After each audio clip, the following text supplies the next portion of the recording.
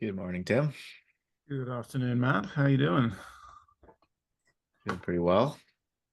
Our semester here officially starts today, and got to meet, well, meet 28 new students, or at least some portion of the 28 new students that are starting. So that was fun. Fantastic. This is a bachelor's program that they're doing? This Undergrad is to my master's and PhD programs in philosophy. It's a philosophy and religion department, uh, but our concentration is called philosophy, cosmology, and consciousness.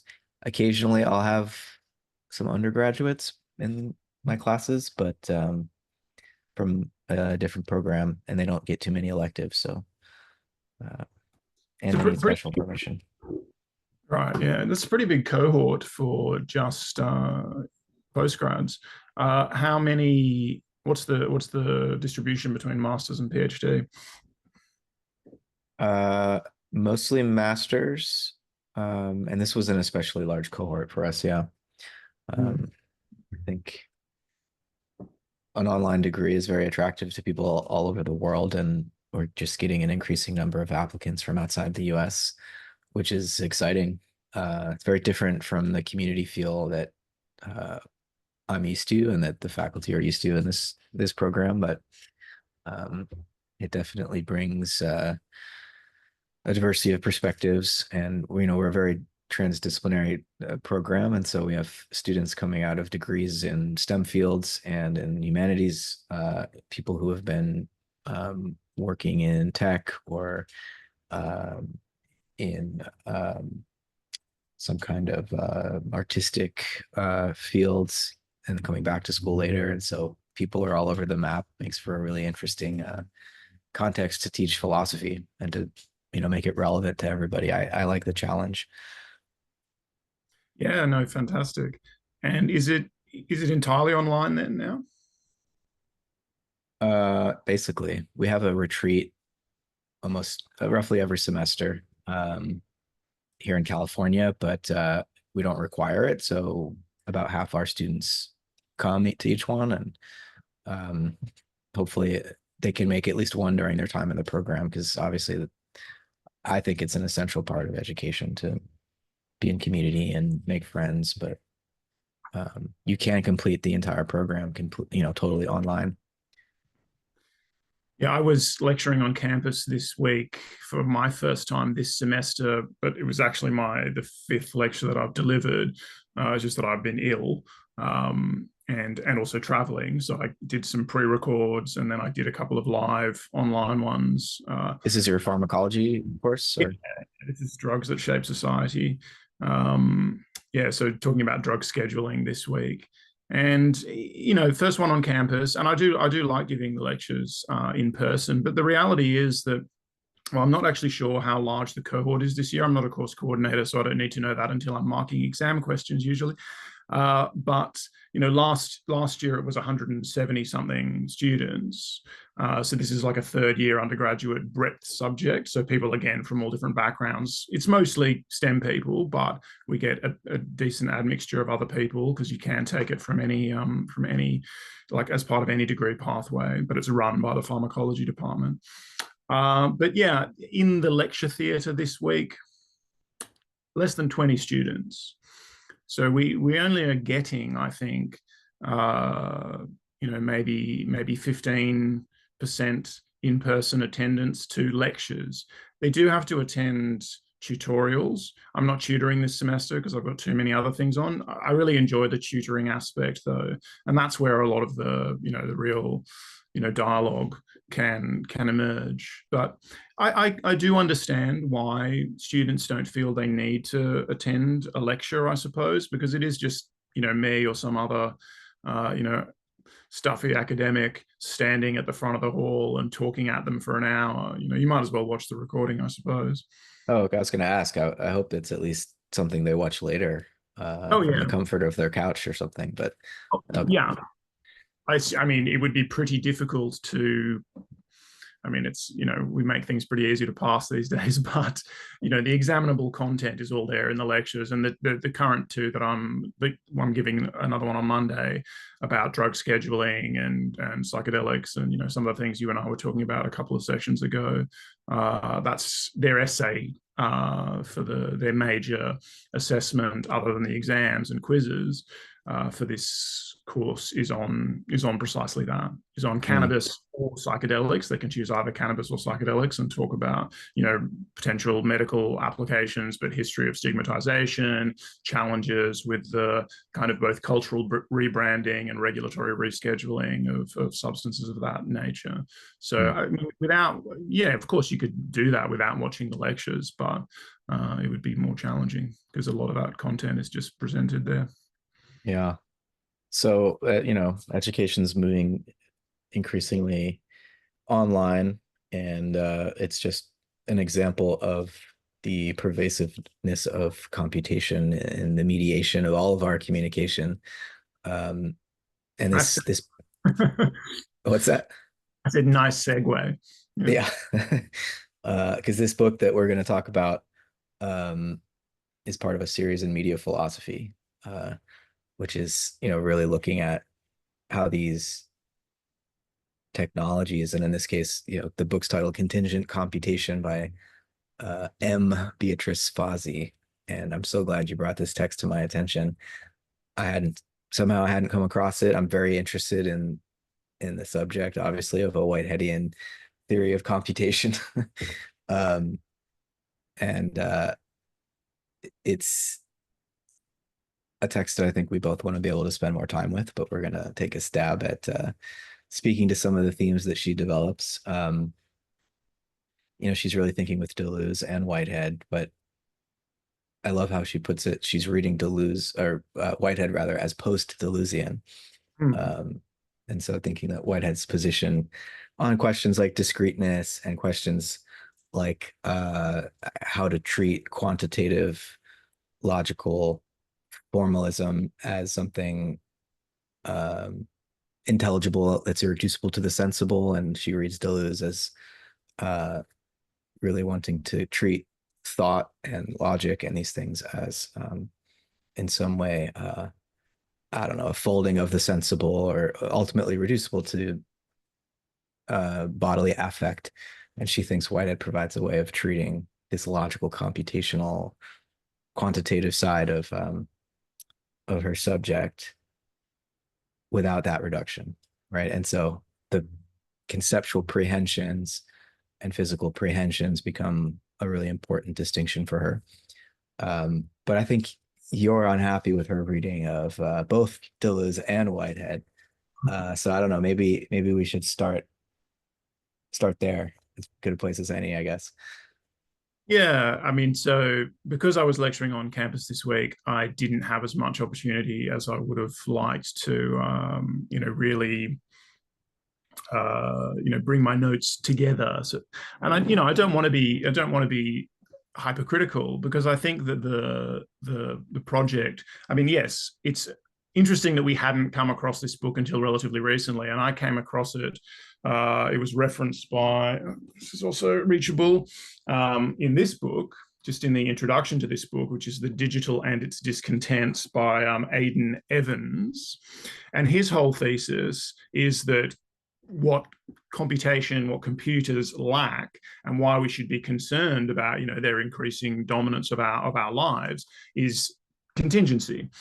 So they specifically can't do the contingent, they can't do the indeterminate. They're predetermined. There's this preformationist view that we've talked about previously in sort of evolutionary context. And he actually very, warmly, approvingly references Fazi in the introduction as saying, this is the major counter thesis to my thesis.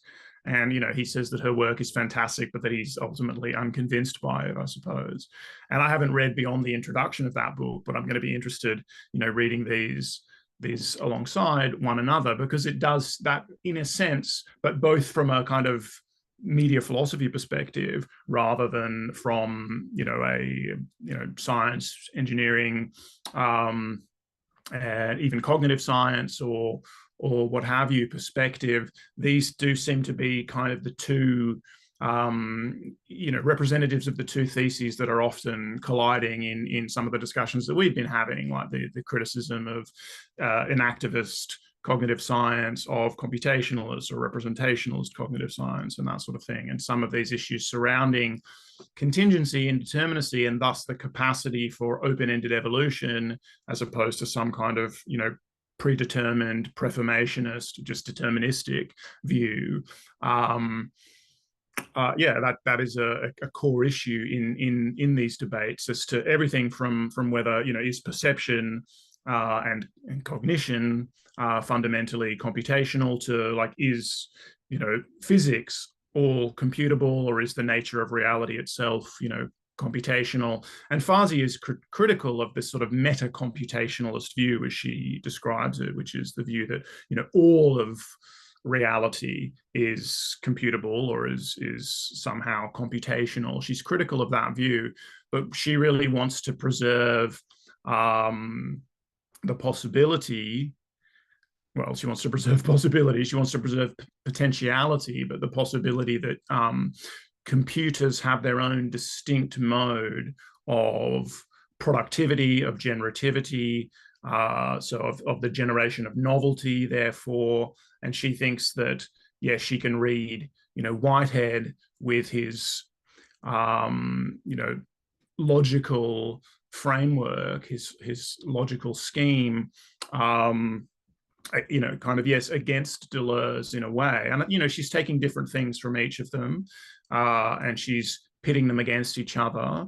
And she's saying, though, that Whitehead offers us an ontology where we can see that is suitable to a consideration of the ontology of computation and the potential for self-actualization and actual generativity in computation, where she thinks Deleuze kind of would give absolutely short shrift to that. And, she does quote, some of the few occasions in which Deleuze speaks about computers directly. It's not, to my knowledge as well, something that he engaged a great deal.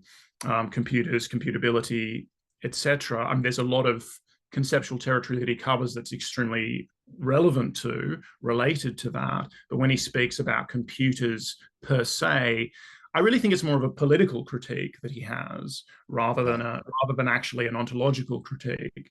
Computers are associated with the control society, with essentially the subjugation of individual difference to a principle of identity. So you could extend his critique of computation into a critique of sort of statistics, maybe, like the treating of individuals who, for Deleuze, have this, are irreducibly multiple, who have this irreducibly differential nature, to, basically, standardizable, generic forms that are amenable to a certain kind of number crunching. So I think, one thing that one could do, which I don't think is necessarily in Fazi's book, don't know, we've only read the first, few chapters at this stage, but you could read Deleuze's political concerns about computation probably, backwards onto the history of concerns about probability theory and statistics, and particularly in their political manifestation. There might be a distinction there between the ontological and the political that would be important to, even though these things are very interwoven, especially for a thinker like Deleuze. And for Whitehead, I suppose, you can comment, better than I can on that. But yeah, so I do have a bit of so she does say a number of times, like repeatedly, that we could read Deleuze and Whitehead as being, extremely sympathetic to one another, having very similar systems, and that there's a bunch of people from like Stengers to Isabel Stengers to Stephen Shaviro and others who have done that. And that's great work and it's legitimate work, Fazi says, but that's not what I'm going to do. I'm going to read them in this particular way and I'm going to pit them against each other. And I think that that's totally legitimate. I think you can emphasize different aspects of the thought of these thinkers specifically to help generate a problematic where you pit them against each other in order to generate, something novel, rather than just saying, and not that Stengers and Shapiro and others are doing this necessarily, but rather than just saying, oh, look, these guys are totally sympathetic with each other. So instead of having two, and I think Deleuze would hate this idea, right? Because then instead of having two, distinct singularities, the philosophy of Deleuze and the philosophy of Whitehead, you could just have this one thing. Oh, this is some generic process relational thought. It's really the same, but dressed up slightly differently. And I think what she's doing is legitimate, but I am concerned. Again, I don't want to be hypercritical, and I don't think I'm well enough prepared to do a really fine-grained critique, and we haven't read the whole book, of what is a very thorough and very generative work. I think, I am looking forward to spending a lot more time with this book, and I do think it is, it's going to be an integral one for this project that you and I have been, slowly mapping. But yeah, there is nonetheless stuff to say about the way she pits them against each other, and I think maybe there is a real serious distinction that we want to make. But I mean, there are many distinctions at different levels that we might make between the scheme of Whitehead and the scheme of Deleuze, the ontologies that they provide.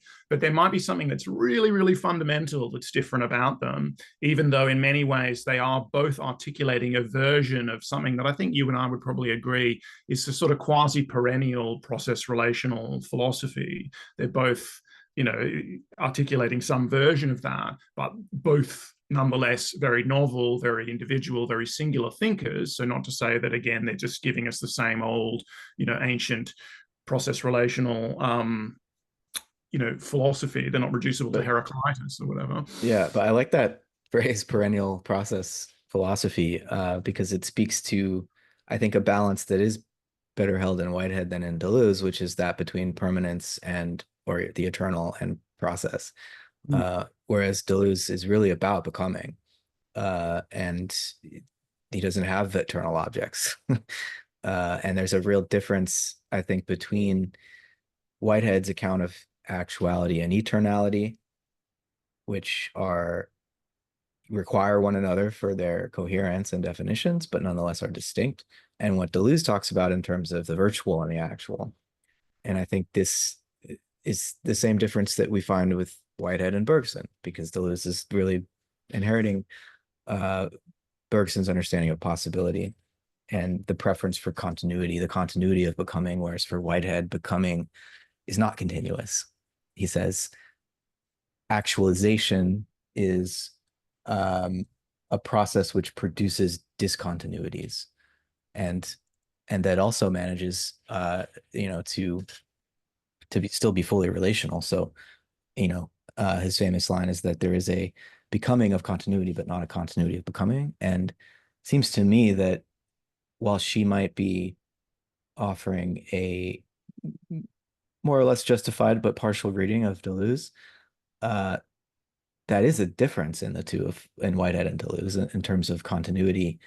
Whitehead would say possibility is continuous, but actuality is incurably atomic, discrete. And I think that is where she's able to preserve. I mean, one of her major arguments is that the logical quantitative aspect of computation, as she calls it, needs to be treated on its own terms and not simply explained away by reduction to a kind of qualitative, aesthetic, empirical account. And she wants to, take all of that very seriously. But she thinks that there's a way in which Whitehead's eternality, his sense of some kind of pure prehension of an eternal object is really relevant for treating the logical side of computation as something irreducible, right? And also Whitehead's account of physical prehension gives us a new way of understanding the algorithmic process as evolutionary. In other words, there's this element of inheritance and accumulation and selection, and it's contingent. I mean, this is Whitehead's account of physical prehension is just as important here for her because it allows her to talk about the contingency of algorithmic processes. Um, and I think, you know, obviously I haven't read this book by Aidan Evans yet, which just came out. You're adding to my stack of must read books, Tim, and I'm happy about it, but also gosh, because you know, I'm curious to see, because I would have, before reading Fazi's book, probably been by default on the side of Evans, that, oh yeah, computation is always going to be a deductive sort of closed process. Uh, but she's trying to bring contingency back into it, and by the way she draws on Whitehead to do that is hard to argue with, because it's easy to treat the information processed by computers as somehow abstract and not physical, but we're obviously dealing with server farms somewhere, and microprocessors and real energy that's being used to compute. Yeah. And so this is a very tangible, concrete, energetic process that's unfolding, and yet information is being communicated that has meaning to us as the end user, but she's trying to find a way to talk about that information processing as already actual for itself, Mhm. as already a kind of conveyance of feeling, both physical and conceptual, in Whitehead's sense. And so, you know, I spent a lot of time with Deleuze's texts, difference and repetition in particular. But I yeah, so I can't say for sure how flat her reading of Deleuze is and if it's not fair, but the distinction she wants to draw seems important and not unfair, right? So, Well, I think that uh, there are real distinctions, absolutely. And where I think maybe she could have gone, and you and I talked about this a little bit just in DMs. Um, she doesn't mention Whitehead's God and the role that God plays for Whitehead. And then if you look at the corresponding function in Deleuze, it's difference or the virtual or the plane of consistency. And there's something very similar about the roles that these two things play, but they're also, in fact, precisely antithetical as well. So I think it's not really right to say that there isn't a becoming of, say, a kind of discontinuity in Deleuze. I think that there is. And I think it's also incorrect to say, as she says, that he fully lionizes, I suppose, the continuity in becoming, and sees any kind of stratification, any kind of discontinuity as a block. I mean, a concept or like a determinate thought form is a block for Deleuze in the sense that it cannot touch the real directly, right? Because what's fundamental is this continuous, intensive, imminent plane of consistency, or field of difference. When something is sort of actualized or accreted or coagulated, it's still imminent to that. It's within that. It's not, in fact, it's a difficult thing to think, because it's not really separate, but in a certain sense, like, it gains its own form of consistency, let's say, but its own form of discreteness or determinateness, to the extent that it isolates itself from, so it blocks itself from that ongoing process of becoming, that capacity to change, that plasticity. And so for let me ask you about this, yeah. because I don't know if you read this page 195 in the chapter on actuality. It's later in the text where she says, for Deleuze, the conclusion of becoming is an illusion. In other words, the idea that actualization leads to a fully discrete, Yeah. self-created entity is an illusion, and events remain in part unactualized and by consequence always fundamentally virtual. In contrast, for Whitehead, a terminus, a satisfaction, perishing is inevitable. And so uh is she overemphasizing the extent to which Deleuze insists that a discrete entity is really just part of this plane of consistency. And also we could ask, is Whitehead, because Whitehead's fully relational too, how discrete are his actual entities, in the sense that they're not also, profoundly bound up with their relations and the real potentiality from out of which they emerge. I mean, Whitehead's trying to hold a balance there, and I think of generous reading of Deleuze would suggest he doesn't want to deny real individuality. But what Yeah, do but you think of that claim that she's making there, that I think, the conclusion of becoming is an illusion for Deleuze? well, no, I think that that's right. But I don't know that you couldn't describe Whitehead in those terms as well. So Whitehead's conclusion of becoming in the event, which is then going to perish, is because each, successive event is differing from, the previous event, right? So there's a constant differentiating going on there. And that's essentially what Deleuze is also saying. He's saying that this discrete thing that has become is in fact engaged still, is imminent to a process of ongoing becoming. There's no full, there's no duality between the producer and the product, really, in Deleuze. It's the imminent process of production that's keep going on and has these relative degrees of, coagulation or stability or whatever. But I think that, yes, Whitehead gives us this image where you get this completion and then it dies and you get the new thing, which is some subtle variation on the previous event. It's fully in a historical lineage with that previous event, right? That's the unfolding of time, this evolutionary aspect. And Whitehead chooses to, and he has his reasons, obviously, but he illustrates that in terms of a perpetual perishing. Whereas, I think you could describe Deleuze in those sorts of terms. It's a perpetual differing. It's a perpetually, the thing is always differing from itself. So it's never fully actualized, because in terms that we've used when talking about Jung and Simondon and other, related thoughts, there's always the Jung, indwelling of the Holy Ghost. There's always the perpetual presence of the pre-individual within the individual, this more Simondonian way of putting it. So there's this, the thing is not distinct from, because it is, in a sense, it's constituted by and within this field of difference, which is the pre-individual, milieu. So it's ongoing. But I think that's the same in Whitehead, because there is final completion.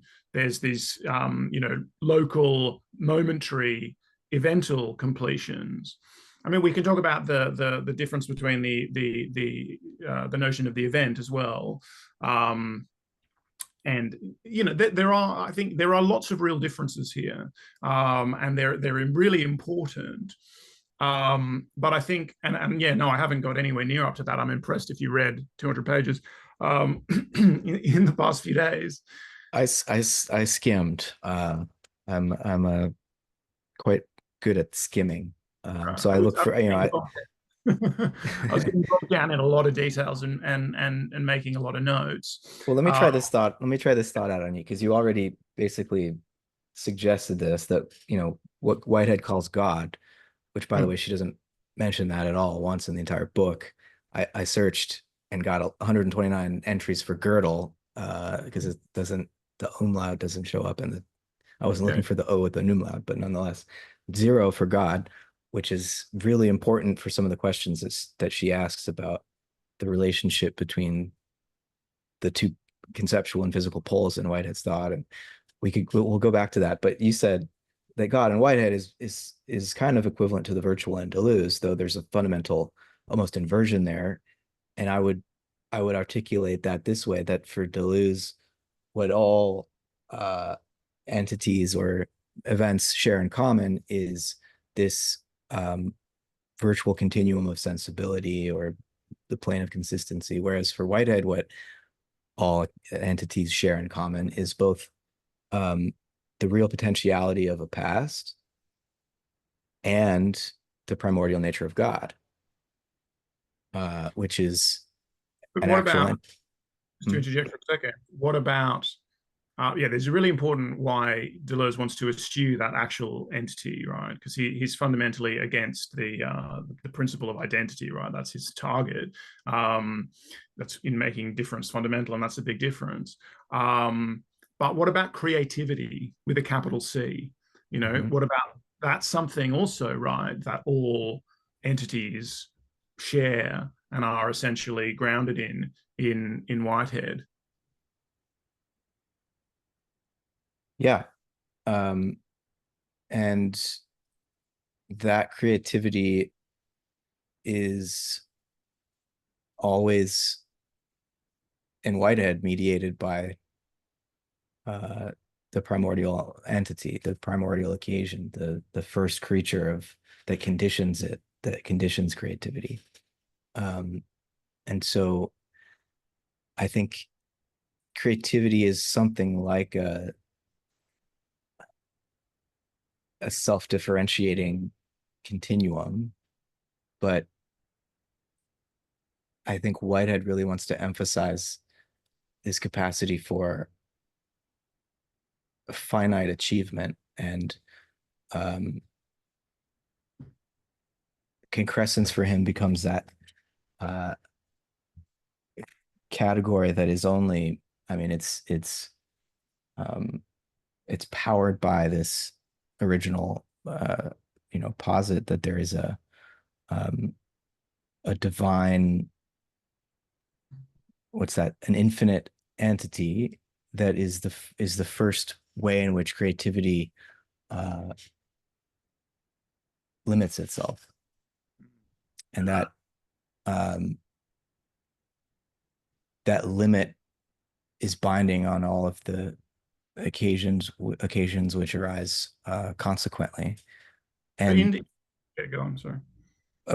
to just to to I guess go into why I think Fazi misses a bit in her reading of Whitehead is because she talks about Whitehead's account of the dipolarity of finite temporal occasions as moving from the physical to the conceptual, that the conceptual is consequent upon the physical, which is true, but that dipolarity is reversed in the case of God, where the physical is consequent upon the conceptual.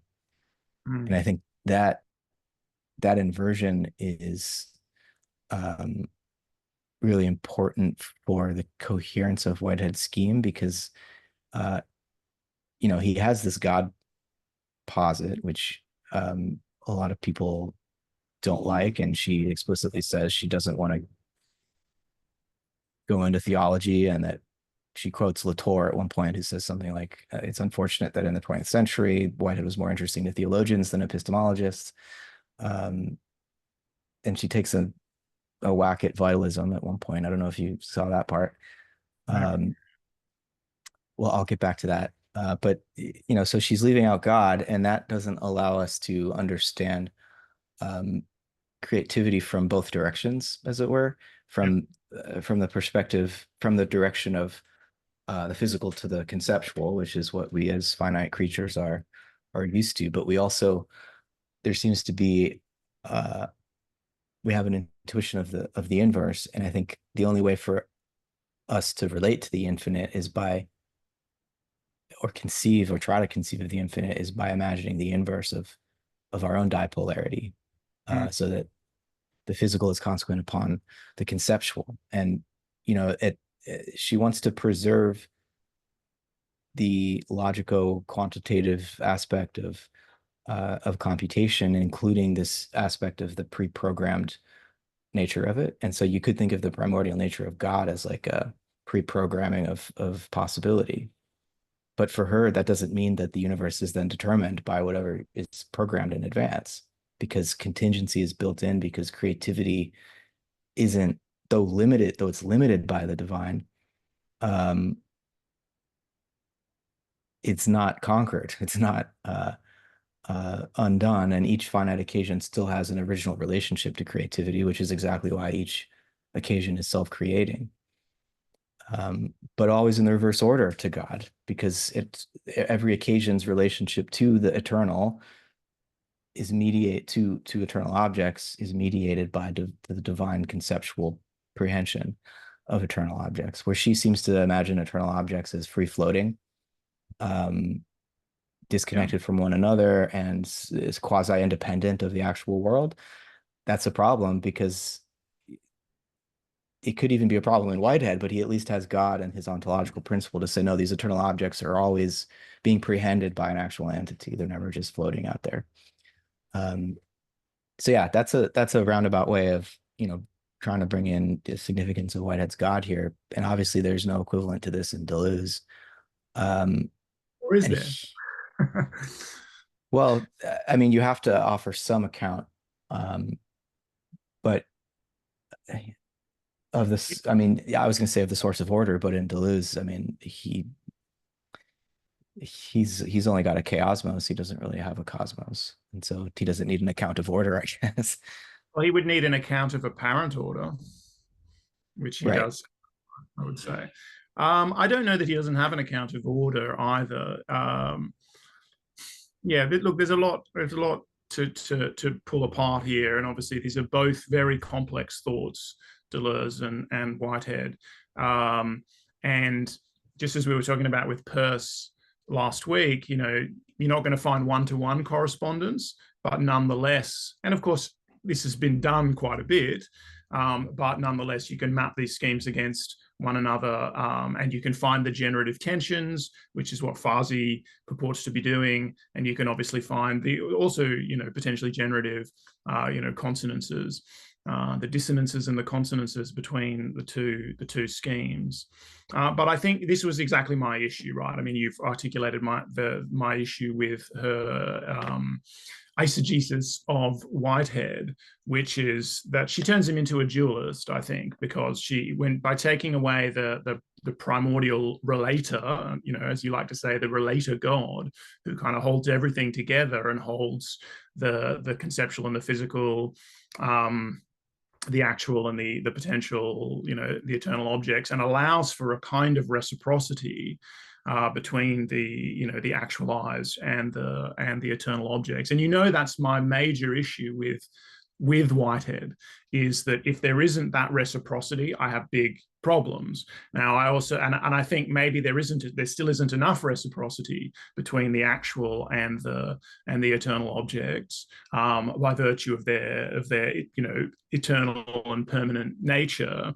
There are implications of a lack of reciprocity, whereas I want to both speak about, like, Stuart Kaufman's notion of adjacency, the adjacent possible, which is a way in which what is in fact possible is determined, but not determined in the deterministic sense. But what's made accessible, is made accessible because of some contingent event of actualization. It's adjacent, right? So we can't get anywhere in a space of potentia from here, right? We are contingent on our actual situation. That's really important, and that's a form of reciprocity. And Deleuze has a very useful, and yes, it's derived from Bergson, but I think it's his own elaboration of that as well. A very useful distinction between the possible and the virtual, wherein the possible is in fact a kind of transcendental illusion for Deleuze, because it is a projection. It's when we are in a particular situation, we look backwards and we say, oh, well, we could have done otherwise, or it could have been other than it is. But what we're actually doing is we're projecting backwards from, a determinate, or, a kind of product, an outcome of a process of actualization. And there's a determinacy that comes along with that. Like, there are a bunch of other possibilities which are similar but not the same to what actually happened. And then we're saying, oh, those possibilities actually pre-existed this event of actualization, the formation of this determinate circumstance. And Deleuze is saying, no, that's not that's the transcendental illusion. That's projecting a differentiation that is the product of actualization backwards onto the idea of the possible, and that's a way in which the virtual and the actual are very reciprocal. And because, again, they are actually one thing in a certain sense in Deleuze, but they are distinguishable, of course. So he fully distinguishes them, and there are a number of ways that he does that, and we can potentially get into that. But at the same time, they're manifestations ultimately of this imminent process of production. But in terms of the limit, so another way of thinking, I guess, so we've talked about this quite a bit in different ways of thinking about the primordial nature of God, and kind of moving away, maybe testing the waters for moving away from thinking of God as this entity per se, right? Or something like an identity. And this is what Deleuze is very, very, again, he feels like the whole history of philosophy is a subordination of difference to identity. And so he's going hard against the principle of identity and its, derivative principles of non-contradiction and the excluded middle. And so he's explicitly then wanting to deconstruct the transcendent guarantors of identity, God, self, and world. And he also thinks that Kant, in deconstructing those, but then erecting the transcendental subject as the guarantor of the unit. And again, thinking about this in the way that Whitehead's God functions as the guarantor of the coherence of the unity. So for Kant, it becomes this subjective principle, but Deleuze is like, that's the same. That's ultimately the same function. You're just making it now subjective you're making it transcendental instead of transcendent, but you haven't really changed the logic here, and that's an issue for Deleuze.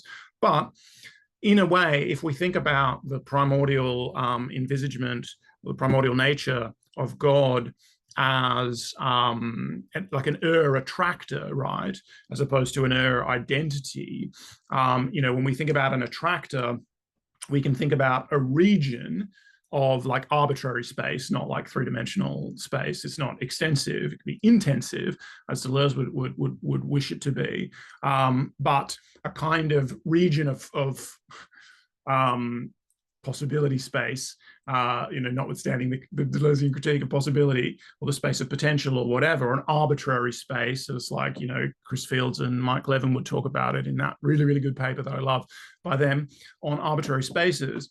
But if you think about, like, there are still all these degrees of freedom, right? So, we're going to end up somewhere on the attractor, in the orbit of, or however you want to image that, but we don't know in advance where we're going to be, right? And that's very, very critical also for Fazi's notion of computation, at least as far as I've read the introduction, the conclusion, and the first 3 chapters of the book. That's all I've read at this point.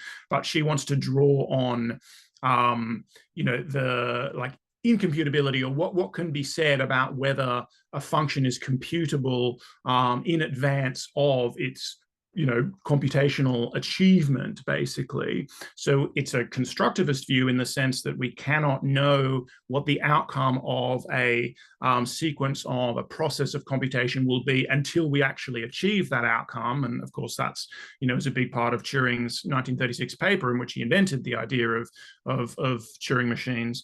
And so, as a way of investigating this decision problem, which then becomes the halting problem in computation. Like, we don't know whether this program will achieve its determinate outcome in a finite amount of time, which also is a notion of so Fazi's drawing on this quantitative infinite in order to inject or highlight the role of contingency in there. And I think, she doesn't talk about God. She doesn't talk about Stephen Wolfram either.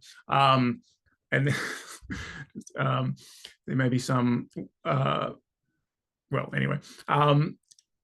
she could have spoken about Wolfram's computational irreducibility and Her books in 2018, she could have engaged with New Kind of Science from 2002, where Wolfram is essentially engaging in an empirical and experimental, but not empirical in the sense that she criticizes empirical computation, where people say, oh, well, in order to get the continuous and the contingent back into computation, the system, we have to think of it as in a network of relations with users, or maybe if we make a robot that can perceive the world itself will provide this empirical source of continuity, contingency, indeterminacy, etc. Like what Wolfram is doing in these completely computational systems with no input from the outside world is, arbitrarily setting up axioms, basically arbitrarily generating rules that constrain the computational process,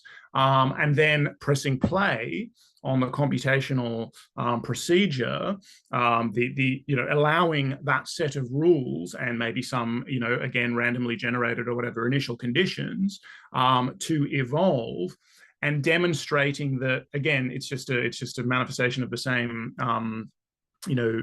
decision problem, that the results will be surprising, right? They are not, if a system is above a certain degree, a very low threshold of complexity, it's going to generate things that could not have been predicted in less than the amount of time it takes to run the program, right? And that's also a definition of computational complexity, but computational irreducibility. And that would have been a nice thing for Fazi, I think, because I think that's part of the argument that she's drawing. Yeah, she doesn't mention Wolfram, but she does talk about evolutionary computation. Yeah.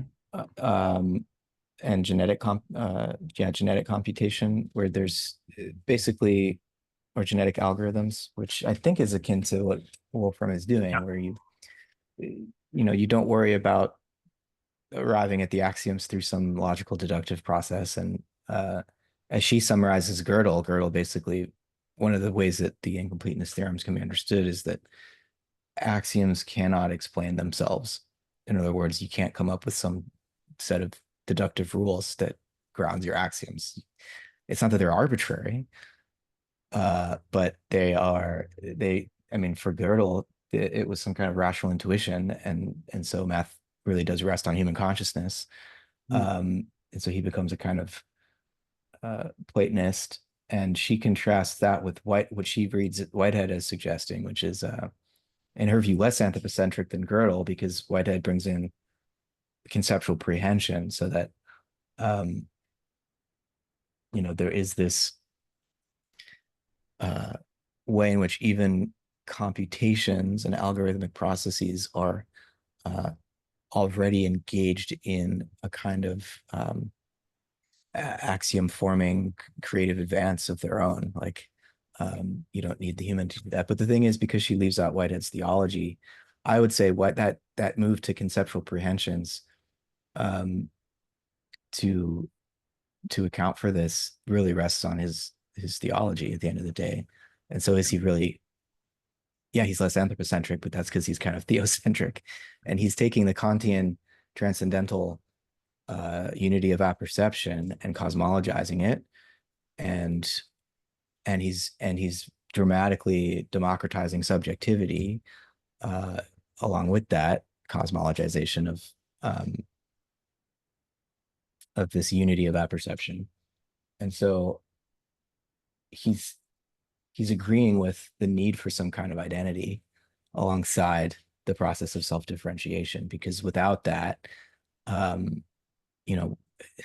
without some ideal standard, Whitehead's worried that there's no basis for science, much less aesthetics or any of the other cultural stuff we like to do.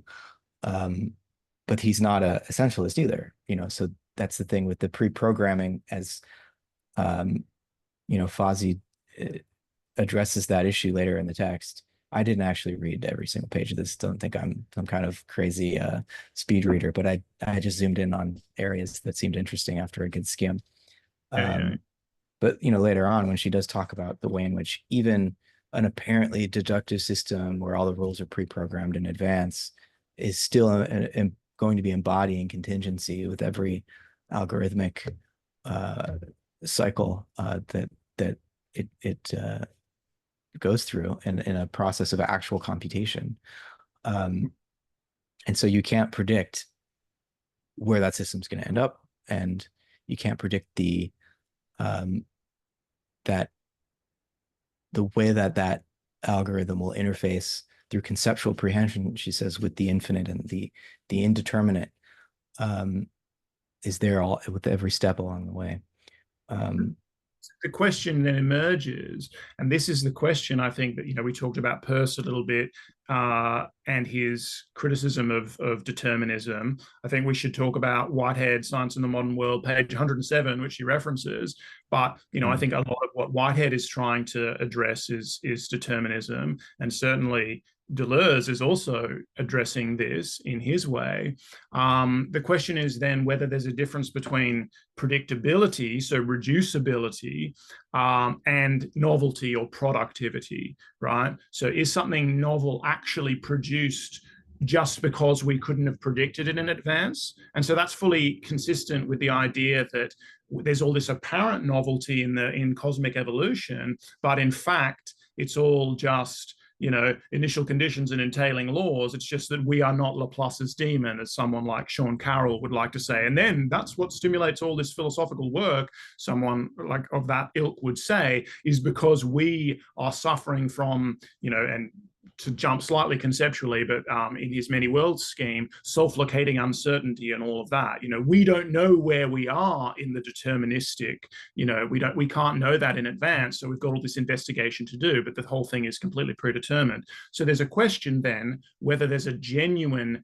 And this is actually the role of speculative philosophy, because if there isn't an empirical difference, so there isn't a different, like a strictly speaking scientific difference between those two things, that's why we do speculative philosophy. That's why we do ontology. And then, in fact, by reconstructing the ontology from the ground up, so to speak, we might discover that there are empirical differences. They might not be quantifiable or whatever. They might not be amenable to certain, methods within science, strictly speaking. They might be more accessible to us phenomenologically or whatever. And again, Deleuze is very keen to differentiate himself from phenomenology, but he is a thinker of firstness here, in the Peircean sense. So it's not that everything, by the way, there is reducible, I suppose, to sensibility.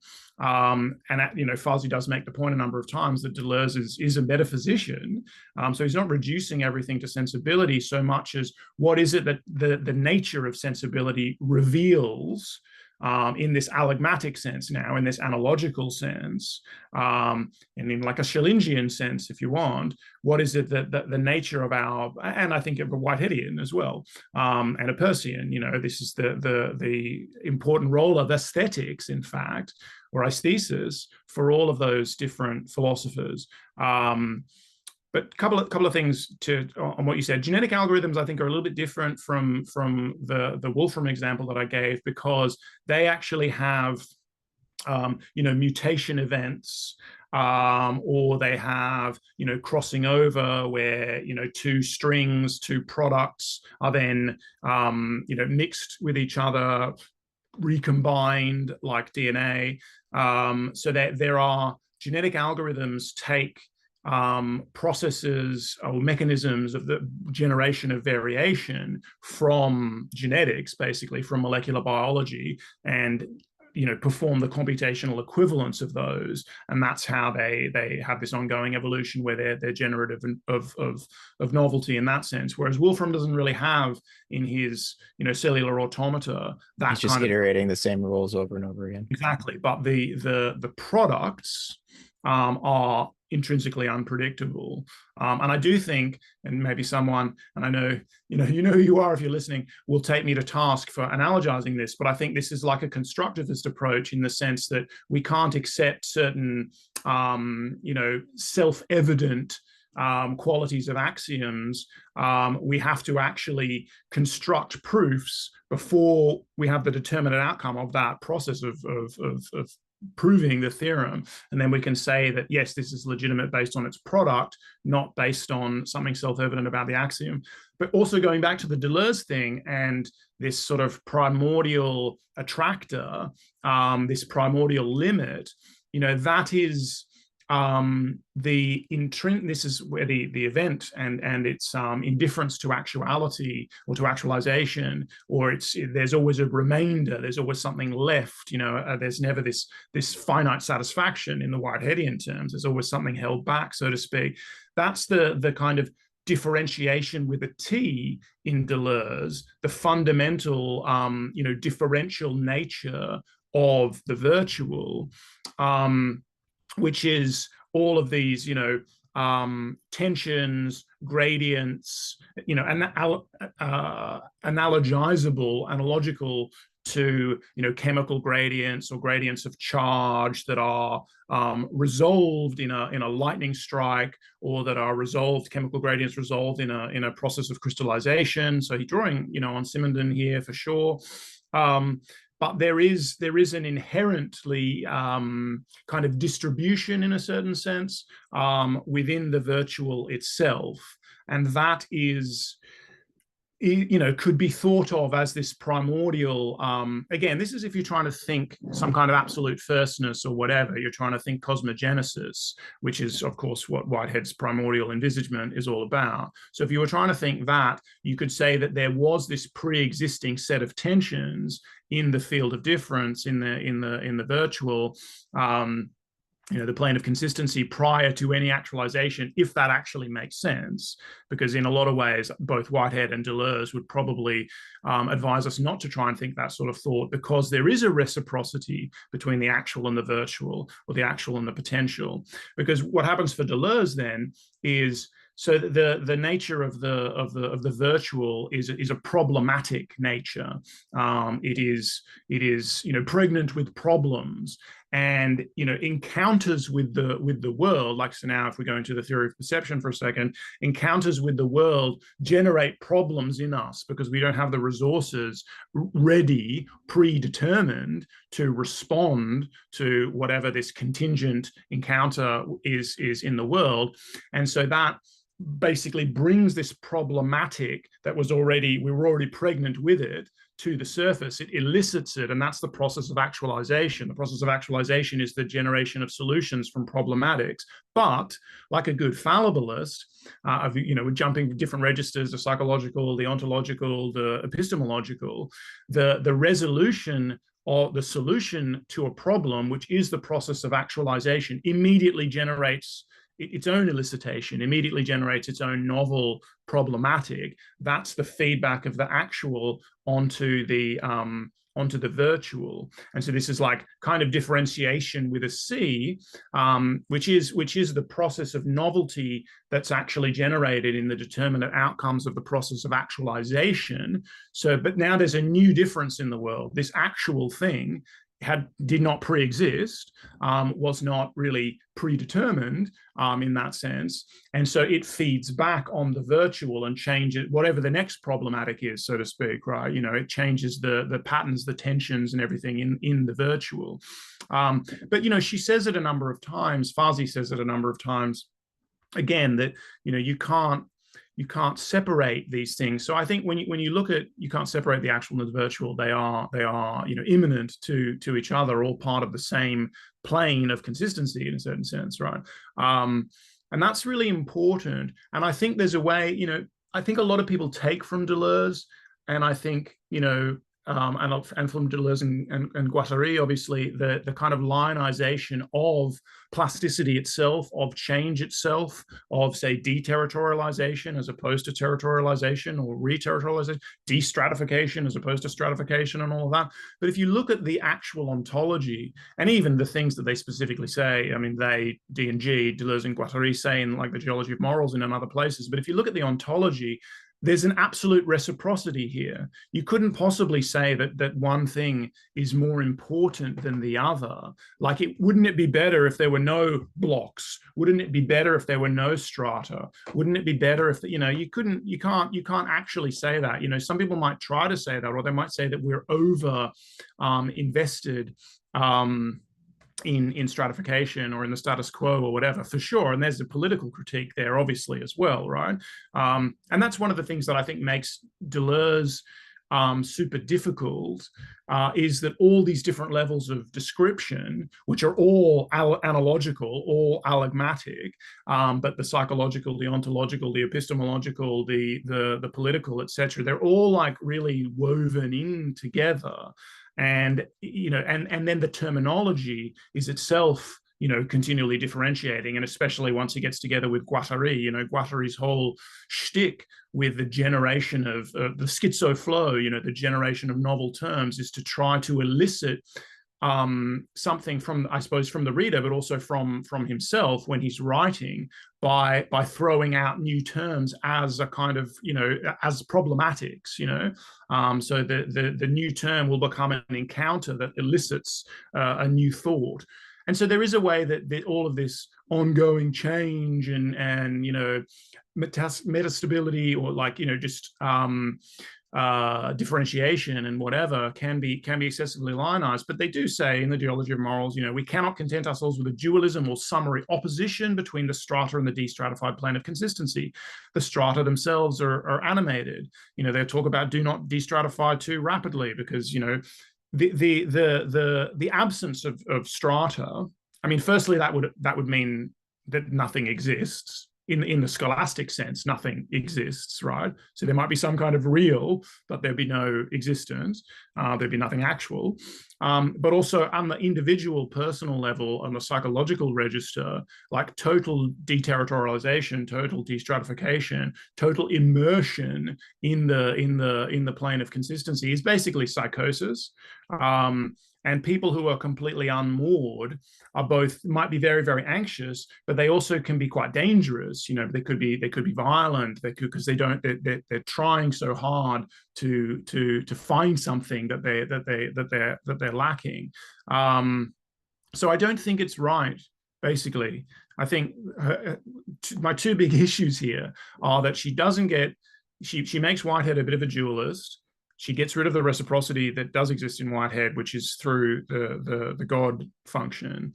But then she also chooses to, like a lot of secondary literature on Deleuze, and again, you can point to the primary source and say that there's a reason why people emphasize that, and it extends back to the primary text. But to excessively emphasize the deterritorialization over territorialization or whatever. Strictly speaking, they're two sides of the same coin, as I say too often. They can't be separated, and Yeah, I mean, that's as much as Isabel Stengers she was friends with Deleuze and is Deleuzian in her reading of Whitehead. She does make this distinction and that critique of Deleuze basically as being too ready to go skinny dipping in the river Styx, and to overemphasize the destratification, detorialization, lines of flight, and not paying enough attention to and having respect for common sense and Whitehead sense, which would be, what are we inheriting, the structures that we're inheriting that maintain a certain kind of order, and that if we just rip that away too quickly, then violence is unleashed. And but as you're saying, there's always these little comments in Deleuze and Guattari's work where they make clear that one should do this cautiously. But what gets remembered and written about in the secondary literature is like schizogenesis, as this the really shallow readings can seem like a glorification of mental illness. Not a fair characterization of a psychoanalyst and a philosopher. I mean, both philosophers, but a lot of this Deleuzian reading of possibility is coming straight out of Bergson and his understanding of the relationship between perception and memory, and his desire to avoid this Platonist caricatured version of Plato where the forms are just sort of there waiting to be actualized, and what gets actualized is just a copy of the form, Bergson uses the metaphor of blood transfusion. It's like the actual is just the corpse waiting for the infusion of the potential. Um, and Whitehead does want to be able to say that the ideal, the eternal objects do have a reality of their own, and that we don't just produce them as a transcendental illusion in the present, but that actually Whitehead would say our inheritance of the past, uh, our physical prehension of the past already is hybrid, is already impure, precisely because it includes the possibilities, all the possibilities that weren't actualized, along with what was actualized. Um, and similarly, when we anticipate the future, there are real possibilities, right, in both directions that we're participating in. And this is where Whitehead and Bergson have, I think, and Deleuze have some tension, because Whitehead also wants to avoid that sort of caricatured Platonism, um, where the actual is just a pale imitation or a copy of the ideal. And he doesn't want us to imagine the realm of eternal objects as out there waiting uh, for us to conceptually prehend it. Somehow, um, conceptual prehension is, he wants there to be a participatory relationship here, a reciprocal relationship here. But I admit, in my attempt to unpack Whitehead's account of eternality and its relationship to actuality, there's fuzziness here. He's not always consistent about the independent existence of eternal objects. And she has this wonderful phrase actually that I appreciated, where she says, page 64, conceptual prehension is actuality's friction with the ideal. Mm. So, really helping us to avoid any dualism there between actuality and ideality. But there's nonetheless a polarity here. And, part of it has to do with how we think about the relationship between logic and aesthetics, and how, she says aesthetics is at the heart of logic and not vice versa. And I think that's Whitehead's position too, actually.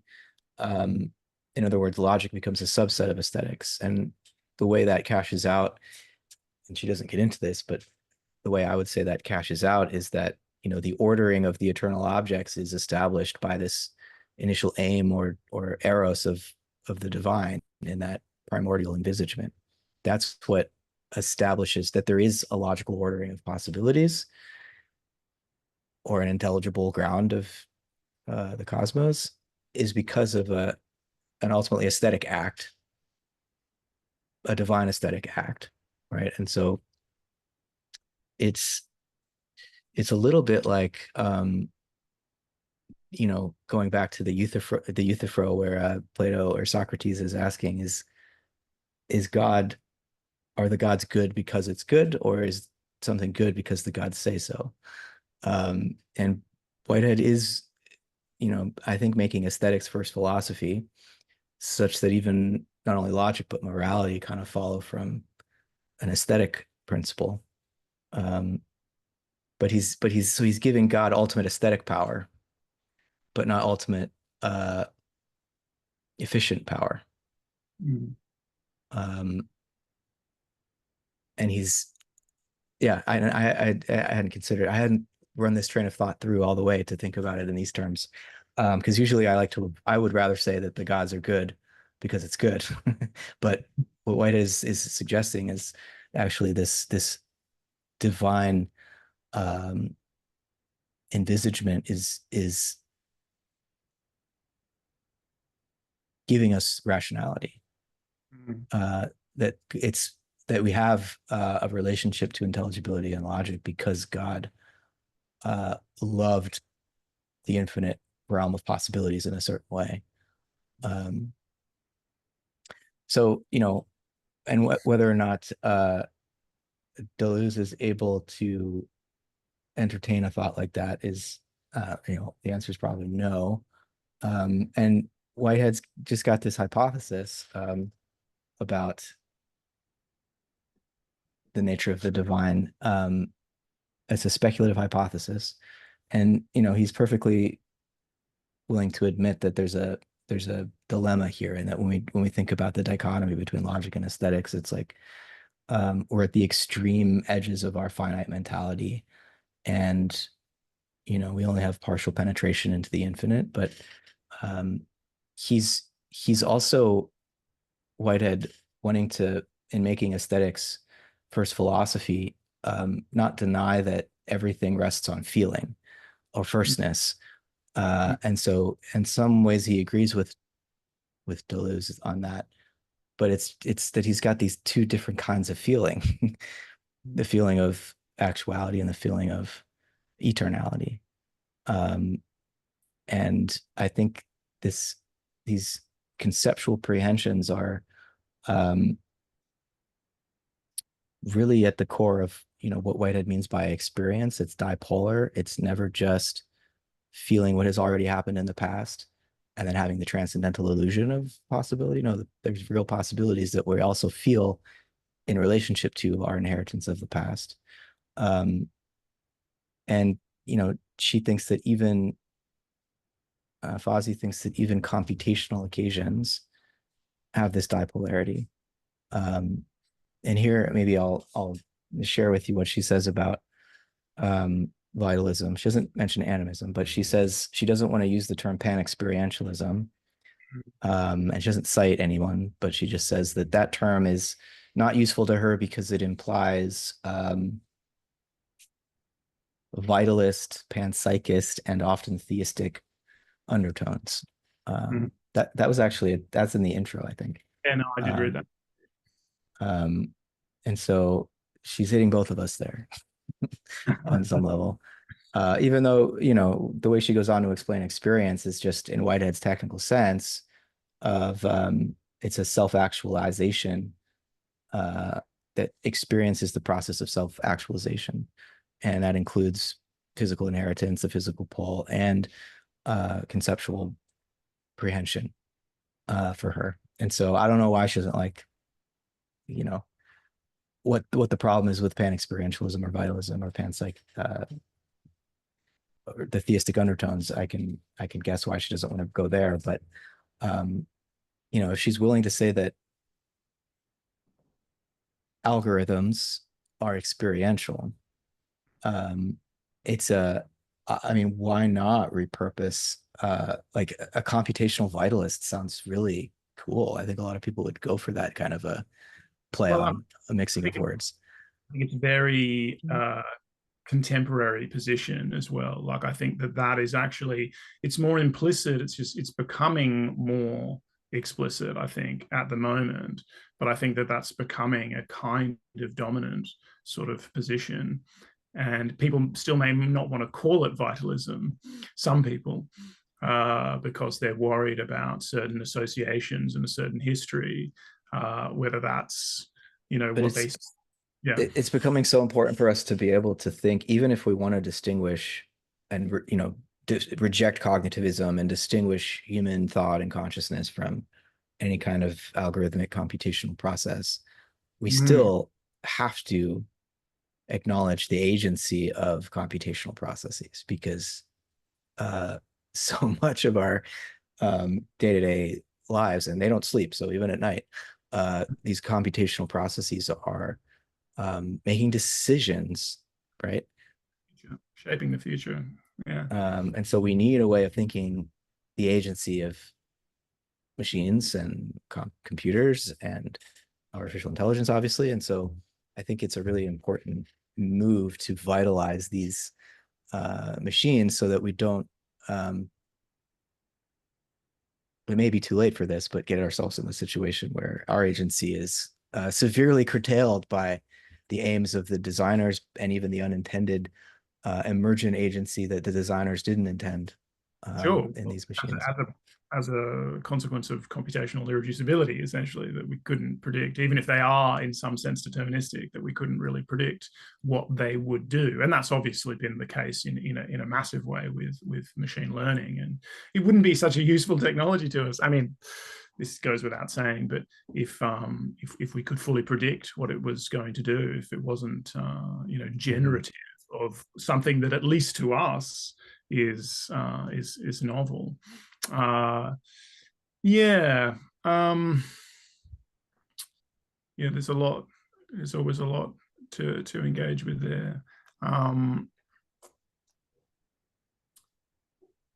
think just the thing that's sticking in my mind a little bit is this logic being second to aesthetics in a way, and I think Peirce kind of wants to give us that too in his account of abduction, really, as grounding novel logical lineages. And so there's this action of a kind of firstness, in this case, a kind of intuition, but a sort of direct perception, which may be very faulty. So if Peirce thinks of it in logical terms or in argumentative terms, or in semiotic terms, basically, but as the weakest form of argument. So it's not like that intuition is considered to be very strong. It's just what grounds, like we can then subject that to, inductive, investigations. Basically, we can investigate its consequences and see how they map onto, our empirical investigations of the world and all of that. And therefore, that's how we will derive a good explanatory hypothesis, but it'll be grounded in some kind of inexplicable firstness. But I think with both Whitehead and Peirce and this Peircean John Allen Schmidt. I said I was going to send you this paper. When we read a neglected argument by Peirce, we should read this neglected Indeterminate by John Allen Schmidt as well. And he talks about it's a very theological reading of Peirce, which is of course warranted by Peirce in many ways. But there's a way in which Whitehead's solution is interesting, and I think actually it's the same as Peirce's solution in a way, but they want to preserve this grounding in a kind of firstness in a way, but it's the firstness of God.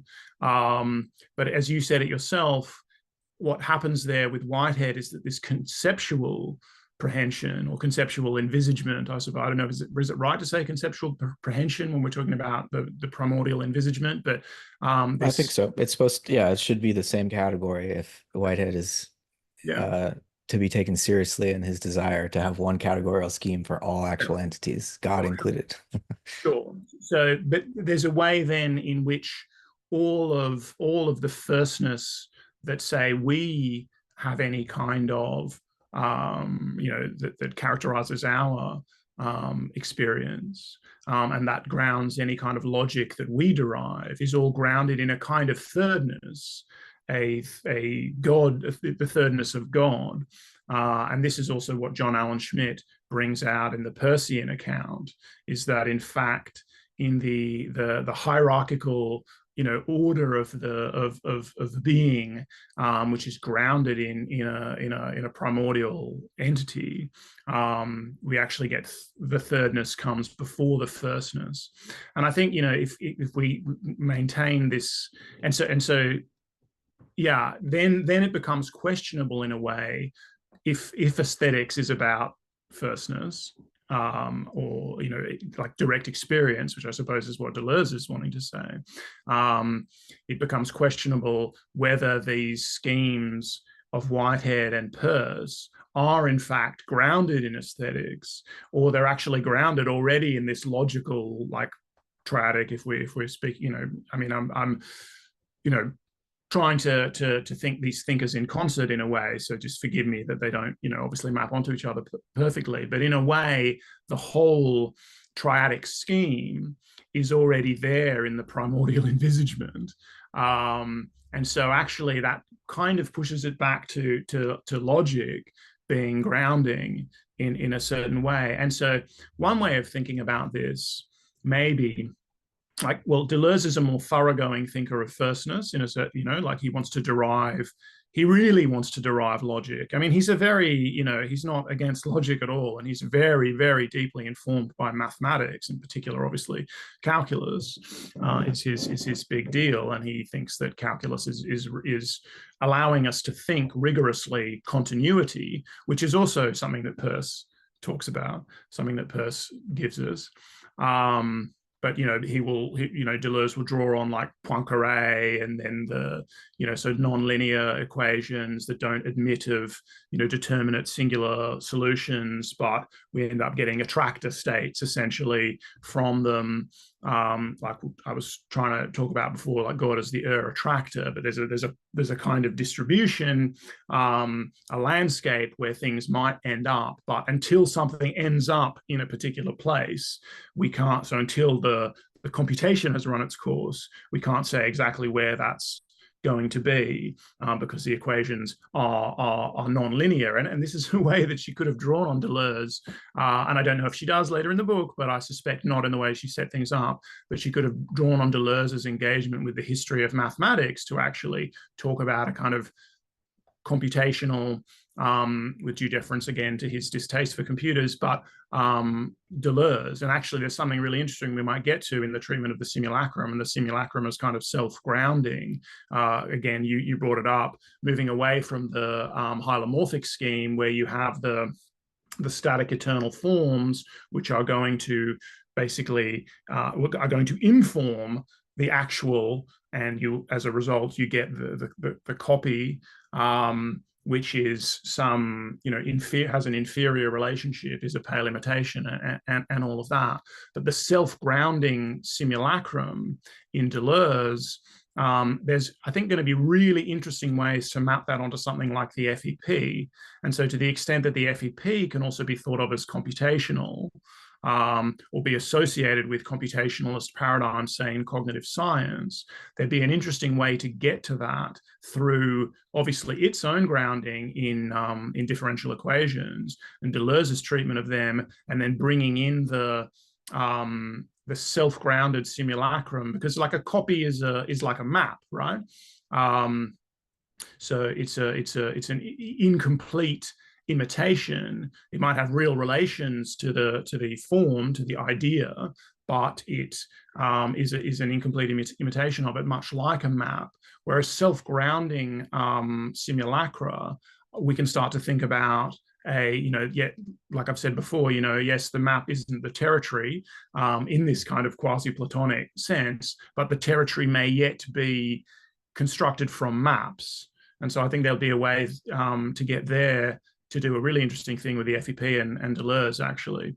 But I've totally derailed what I was saying. Oh yeah, so Deleuze is a kind of a more thoroughgoing thinker of firstness, in the sense that he wants to derive the other categories from that. But in a way, if we're speaking of firstness, maybe we're already caught up in this triadic scheme in which each category, already implies the others. And so I wonder if, you and I have agreed we will read at some point Jung's Problem of the Fourth. And I'm also being really, really cajoled, again, if you're listening, you know who you are, to read Schopenhauer's fourfold root of the principle of sufficient reason. And I promise that I will read that.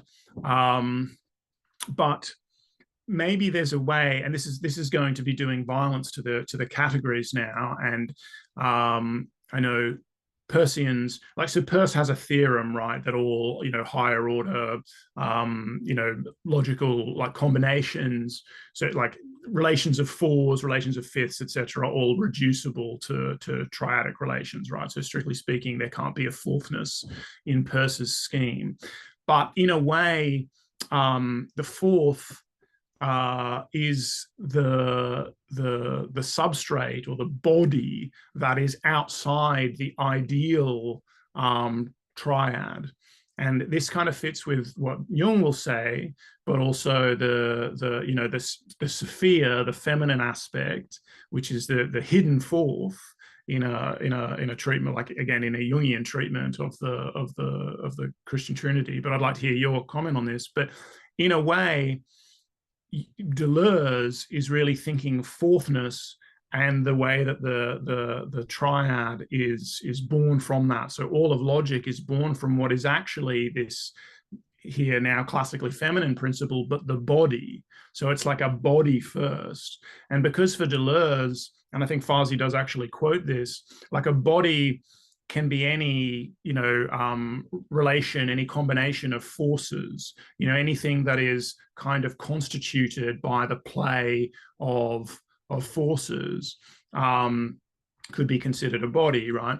And so I think that really what Deleuze is trying to do in a way is to think this body or this substrate first kind of ontology. So in a more maybe in a more thoroughgoing way, he's trying to derive logic from aesthetics or from aesthesis if you want, because a body feels, and yeah. And the ultimate body then is the plane of consistency, or is like difference itself, because bodies are differential entities. They're always differing from themselves, and this is part of the critique of the principle of identity and all of that.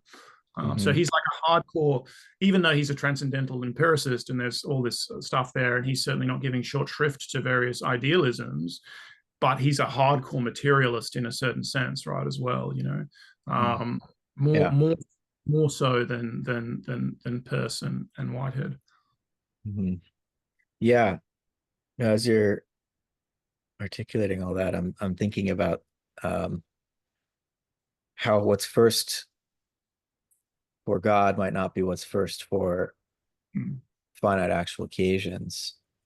Like from the divine perspective, firstness is eternal feeling or conceptual feeling, whereas for a finite actual occasion, what's firstness is physical feeling, and secondness is conceptual feeling, whereas for God, secondness is physical feeling. And so it's just the inversion. But then in trying to make sense of thirdness, there's a weird way in which at that point it feels like this is the intersection of the divine and the world, already at thirdness, but you're bringing in the fourth too. And so I think of the final page of Processing Reality, where Whitehead talks about the fourth creative phase, which for him is the superjective nature of God. So in other words, you have the three phases, which are God's primordial envisagement or conceptual prehension, the physical world's reception of that, and experience of that divine initial aim, and then God's consequent nature, which is always growing with the self-creating decisions made by the finite world in response to God's conceptual nature.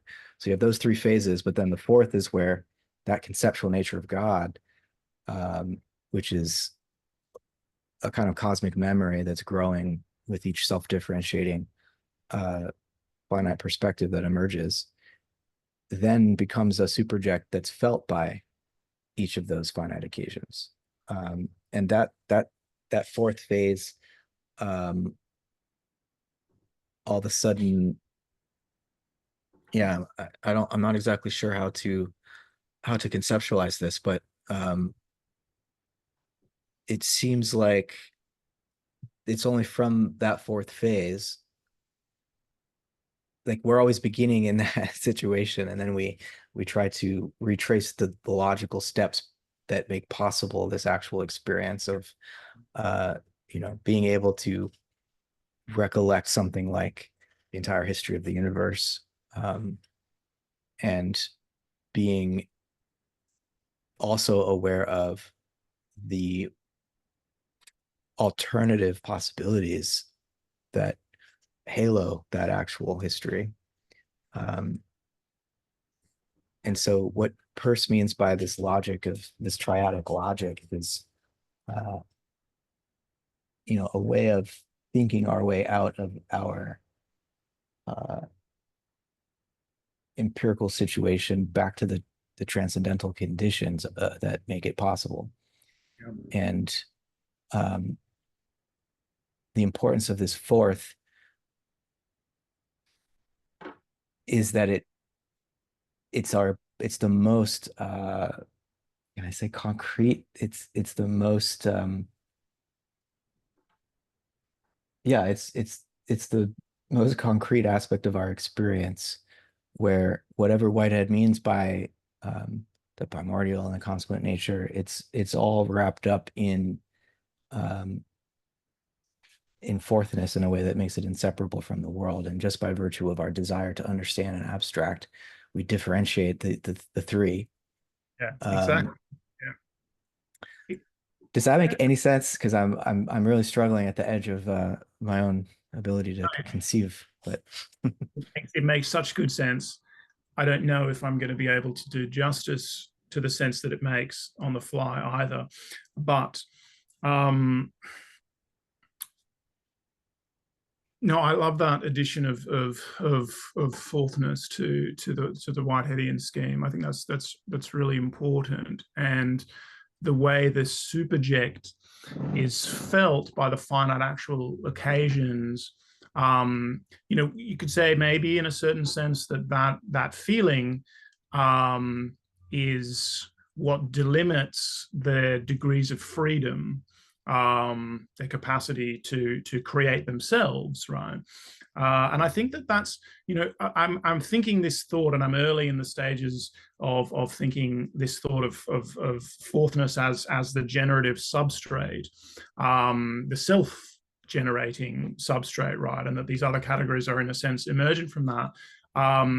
And I know that's not exactly what you're saying with Whitehead. Well, on some level, I'm saying we start in that fourth phase. Yeah, weirdly. Yeah. Thing that we do, whereas maybe Whitehead is not saying that. But Deleuze is trying to say, if these are just conceptual personae, so these are all just different caricatures, but is kind of saying that, well, the whole, and of course, strictly speaking, there ain't no whole in Deleuze, but everything starts in the same situation that we start in a certain sense, right? So there's that really thoroughgoing allegmatic idea there. I almost want to say like organicist or something, but then of course Deleuze would hate that, whereas Whitehead would love that. So that's not going to fit either. But the substrate, what's interesting about the substrate and the fourth as substrate is that substrate does all these things that the ones and twos and threes do. So if it's self-generating, it's doing firstness in a certain important way, right? And it's also what we feel directly is this kind of like causal efficacy in Whitehead's terms, right? But this immersion in an immanent, but I'm trying not to say physical, but essentially physical reality that we are engaged with. So it's kind of doing firstness in that way. It's doing secondness in the sense that the substrate canalizes. The substrate constrains. The substrate is the enabling constraint.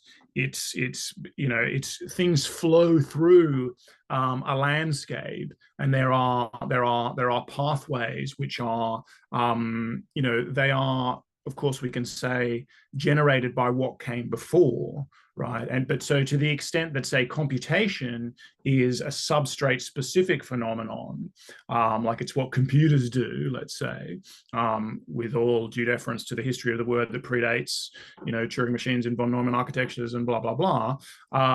But that computers are limited by their substrate.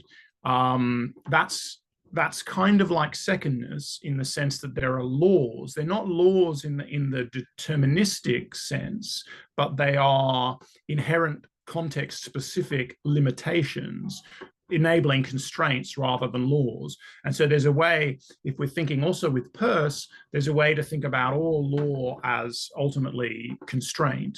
And I think there's a way to cash out in a fairly rigorous and indeed physicalist way, but to kind of go from dynamical systems theory, back onto classical mechanics and derive all kind of laws in the sort of more Newtonian sense from the notion of constraint. So I think that's an allowable move. And so that would mean that, because constraint is something about the substrate, is something about the context as well, something about the materiality, but about the situation. There it's doing the role of secondness, but it's also doing a thirdness thing, because in canalizing, in having that landscape, it's actually corralling things, in particular directions, and it's saying which goals, which ends, contingent and not, like which finalisms, which finals, which lures, but not necessarily in the sense of any real completion, of course, if we're still thinking with Deleuze. And I think we should, because I think we should, because I don't think that there is like a global, final point. And I don't think evolution should be thought of as an optimality model. And there are lots of reasons, certainly within evolutionary biology, not to think about it that way. That's definitely the wrong way to think about it there. And to the extent that I'm constrained by my own disciplinary background, I don't think of evolution as, but I can think in terms of finalisms, but they're strictly local. And that also might be consistent with Whitehead's finite achievements, right? But anyway, there's a way that there's a thirdness aspect, because it's basically saying that, you're in this substrate, you're in this constraining path, and that is in fact what's orienting you and giving you a directionality and something to kind of flow towards or reach towards. It's defining your needs as well, in a certain sense, So there's a way in which they're all kind of shadowy versions, whereas firstness, secondness, and thirdness are in a sense more, like just more well delineated categories, but maybe fourthness can kind of do a bit of the work of each of them, and that could be suggestive. And I know that, again, like Peirceans and lots of people will just think I'm talking absolute rubbish now, but that could be suggestive of the way that this fourthness kind of generates the other categories. And then when thinking about the transcendental like conditions of our capacity to perceive, we talked when we're talking about Peirce and what he gives us there, and like, you articulate it really nicely. The transcendental of the individual is the empirical of the lineage. And that again is like the transcendental is not, global, is not ultimately primordial, but is actually generated by an evolutionary process, a historical process itself, and is contingent and kind of local to a particular lineage.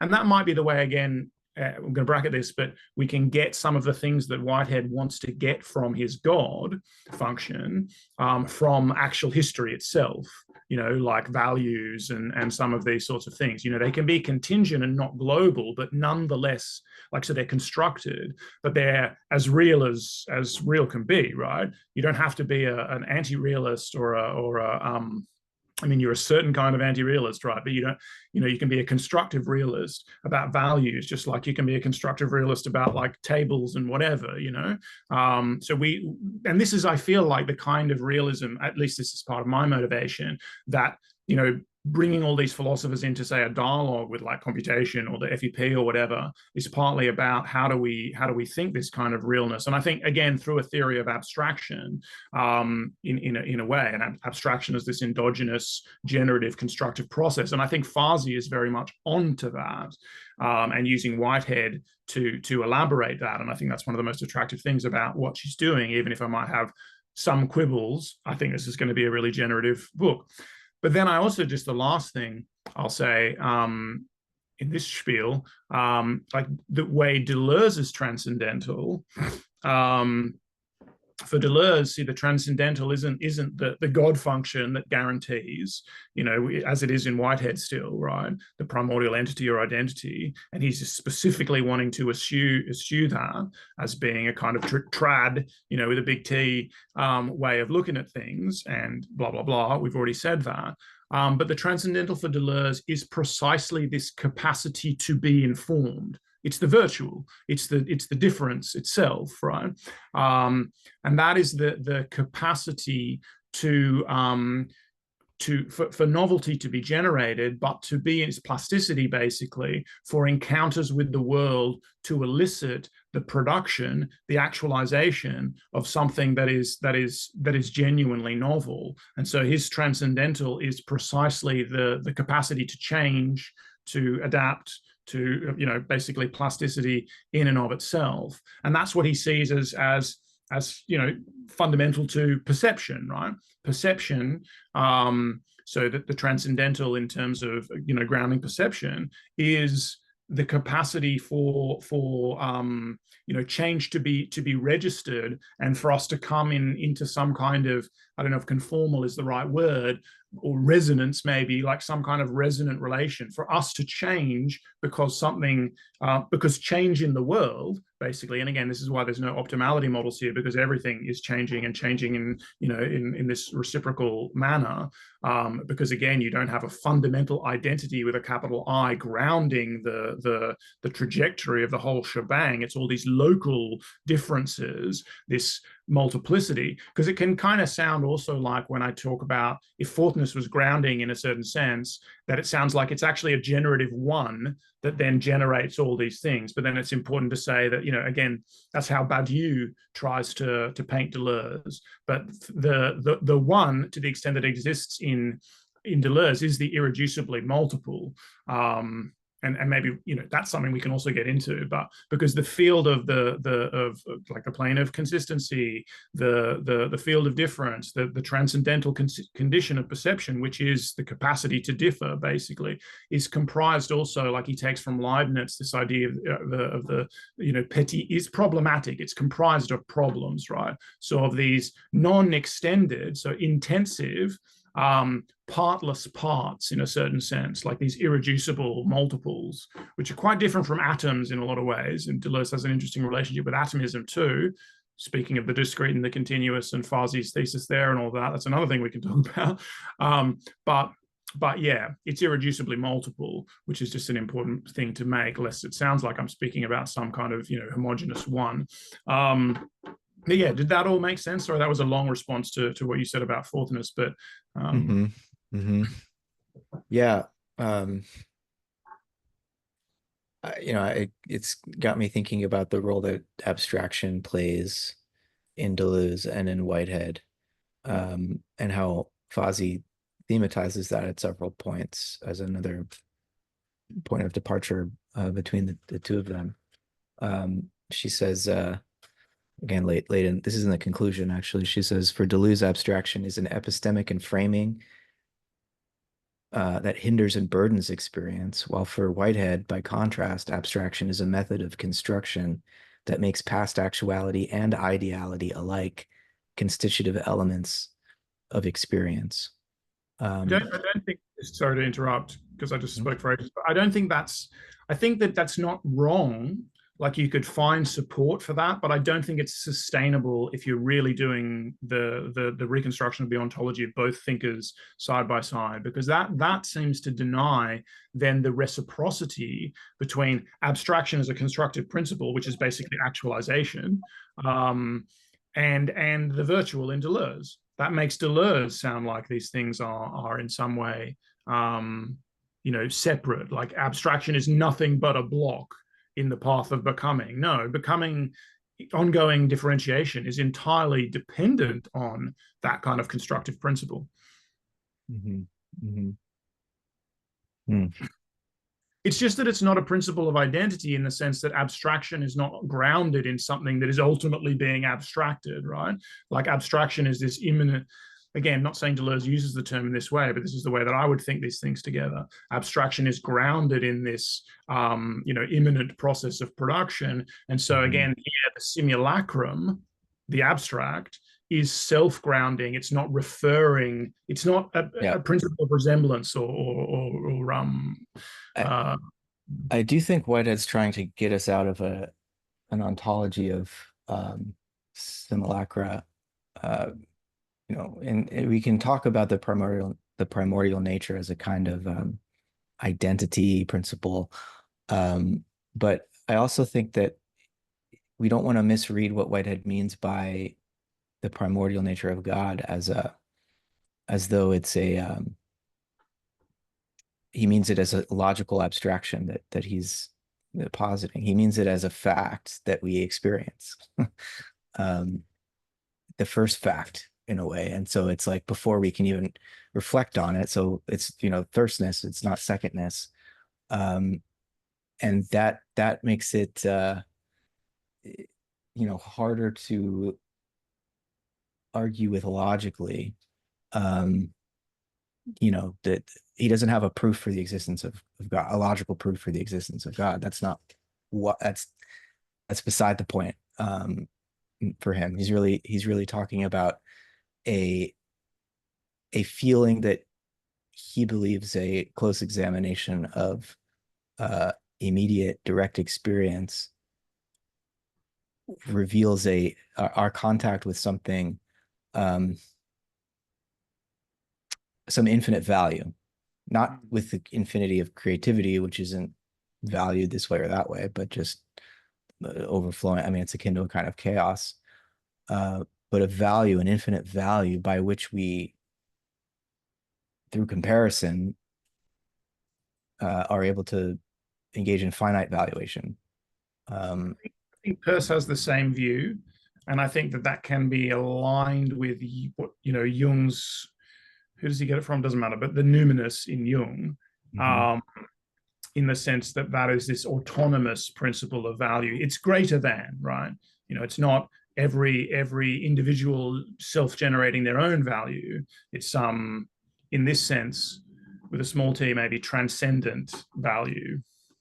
Yeah, that looks different from every creature's perspective because it's, as Whitehead would say, mirroring back to each creature its own greatness, its own highest possibility. Yeah. But can't it be transpersonal, interpersonal, rather than absolutely primordial? What's the difference? Good. Well, I'm thinking of something. I mean, good question, but I'm thinking of something that is again historically constructed, and we share so much because I mean, again, what is the difference? Partly it's just the way we language it, and you and I have hit this a number of times. Like there is some, again, if you're trying to think and again, there are reasons not to do this, maybe because you end up in theology, but if you're trying to think some kind of absolute origin of the order that exists, because clearly the world at least appears ordered to us, and you can either absolute make origin of the possibility of order, not any specific order. Yeah, right. Okay, yeah, no, nice. Whereas the transpersonal to me would be more like some kind, and even the collective unconscious in Jung, it's more like it's an emergent construct. Don't know if I want to use that word either, but it's a constructed historical order. And of course, if we're winding things back in a classic evolutionary sense, there's going to be a certain kind of becoming of continuity. There's going to be a certain kind of continuity that takes that back to some kind of possibility for order or whatever. But again, that might be that there is a real risk of a certain kind of transcendental illusion there as well. I like to think that thought, and there's this exercise that I think you and I are both quite obsessed with, of thinking this kind of originary condition, and testing out these different ontology, because it does feel like there's a way that you need to wind the ontology all the way back to its axioms, let's say, or to its basic postulates, and then see how things like to really understand the consistency or even the I guess in a very obvious way the potentiality of that ontology to encompass, say, some contingent or specific actuality that you want to analyze, like say computation. In order to do an ontological treatment of computation, we feel like we have to wind things all the way back to something minimal and then reconstruct. But I suppose all I'm saying is that there's a certain directionality, there's a certain that is kind of primordial or like behind which we will never get. But value, and I guess there is an evaluation. You can speak of an evaluation in that those terms, because an evaluation is a kind of directionality, right? But when it comes to sort of values that humans share and that we sense the value of, that we have this kind of direct perception of, and it's much greater than us as individuals, and it has this reality, and it's numinous in this sense, as opposed to noumenal. But that doesn't necessarily have to go all the way back, I suppose. And again, in a sense, it does, but it's kind of where would you make a kind of terminological cut between value and some sort of primordial directionality or something like that. And if you're not willing to make that cut, then you might end up having to posit this primordial valuer who's doing all these same function is the metaphysician's God that's stripped back in a way and kind of impoverished as much as possible. But as I always say, by calling it God and by making, you're already partaking of, even if you say you don't want to, this kind of primordial identity. You're already this principle of identity that Deleuze is trying to escape. You're in that realm where gods, God with a capital G full stop, or gods have personality and all of that kind of thing. And they have value in the sense that humans have value. They evaluate things in a similar way to us. And that might be just the move that someone like Deleuze, maybe someone like me, wants to avoid, because the idea of transcendent values, and there's a political reason ultimately.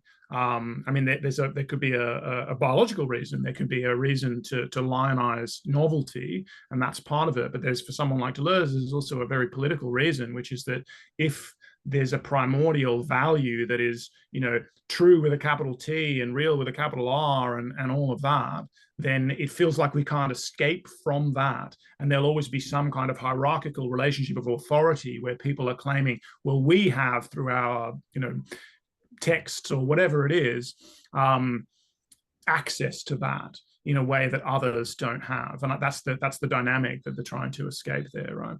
Yeah. And I think the key there is just to distinguish between some particular value and the condition that makes valuation itself possible. Sure. And Deleuze wants to say we're just valuing, based on differences that we've already perceived or that are available to us in our lineage of inheritance, let's say. And Whitehead is saying that we need to make a stronger claim for some cosmic valuation that would give us a means of judging aesthetically or morally or scientifically. And so, but it's not it's the Whitehead's primordial nature of God is more like a transcendental condition for the possibility of value and not a particular finitely articulable set of values, right? Yeah. We're talking about infinite value. Therefore, differentiable value. Differentiable value.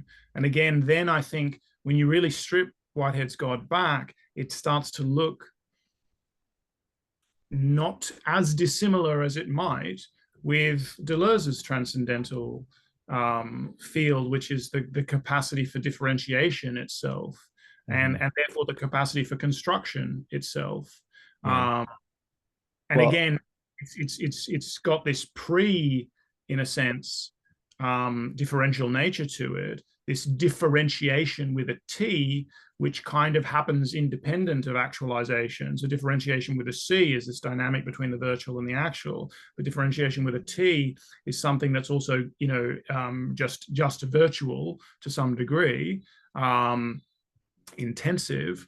And so, I don't know, that can end up being, you could articulate the downstream consequences of that in the very similar way that you would articulate the downstream consequences of Whitehead's God, I think. Yeah, and I guess one could easily see unsavory moral implications into either an overly essentialist obsession with identity or an over obsession with difference for its own sake. we need a balance here, which is a cheap thought, obvious in a way, but I think it's what's at stake here in the tension that Fazi is recommending we recognize between Whitehead and Deleuze, and that we've been playing with. And we've talked I an think, awful lot about God, even though she doesn't mention it at all, but that yeah. probably makes sense. But I think they're both more balanced than, again, up to the sections that I've read. They're both slightly more balanced than she wants to present them as, and the balancing function again for Whitehead is God. Um, so excising that. So where she gets to at the end of chapter 3, process, she is characterizing. I did pull out some quotes, but I won't bother. But she does make Whitehead there sound pretty dualistic. And there's this real, distinction between the passive and sterile eternal objects, and she literally says that they don't actually they're indifferent to the actual, which is kind of not unrelated to Deleuze's thing, which she quotes elsewhere about the event. And of course, again, the term event is used differently because the event is the final concrete, actual, final real thing in the universe. So she has a post-Deleuzian reading of Whitehead and also a reading of Whitehead without God, basically, which that's when you include God's conceptual prehension of eternal objects. They're not just passive. They're deficiently actual, but they're yearning for actuality as a result of being prehended by God. Right. Again, Deleuze doesn't want them to be in a holomorphic sense, which Whitehead maybe is flirting with a little bit there. He doesn't want them to be simply deficient in actuality, like just waiting to have this added thing real or realization or actualization in both of their schemes, in the scholastic sense, right? The distinction between the real and the actual there, which they both partake of, and Peirce does too. Deleuze doesn't want there to be those forms which are simply deficient in that are just yearning to be actualized, basically, that are simply deficient in actualization. Something new. And again, I think this is consistent with Whitehead, right? That there's something new is created when this actualization occurs. It's not just a copy. It's not this sort of, as you characterized it earlier, naive Platonist view. But I think she kind of makes it sound like that at the end of chapter 3. And I'm like, this is. Yeah. Plato doesn't have as clearly conceptualized this notion of the infinite, right? And so when you bring in the sense of the eternal objects as an infinite set, I think it's less susceptible to this easy idea of actuality just being an imitation of some limited set of possibilities that are there just waiting. If it's infinite,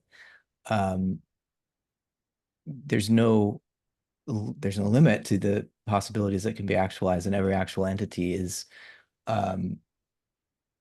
you may as well say that the eternal objects are being created in the sense that they've in many cases never been actualized before. You may as well say that it's a field of difference, because they are differentially related to one another, but they are not determinate forms, right?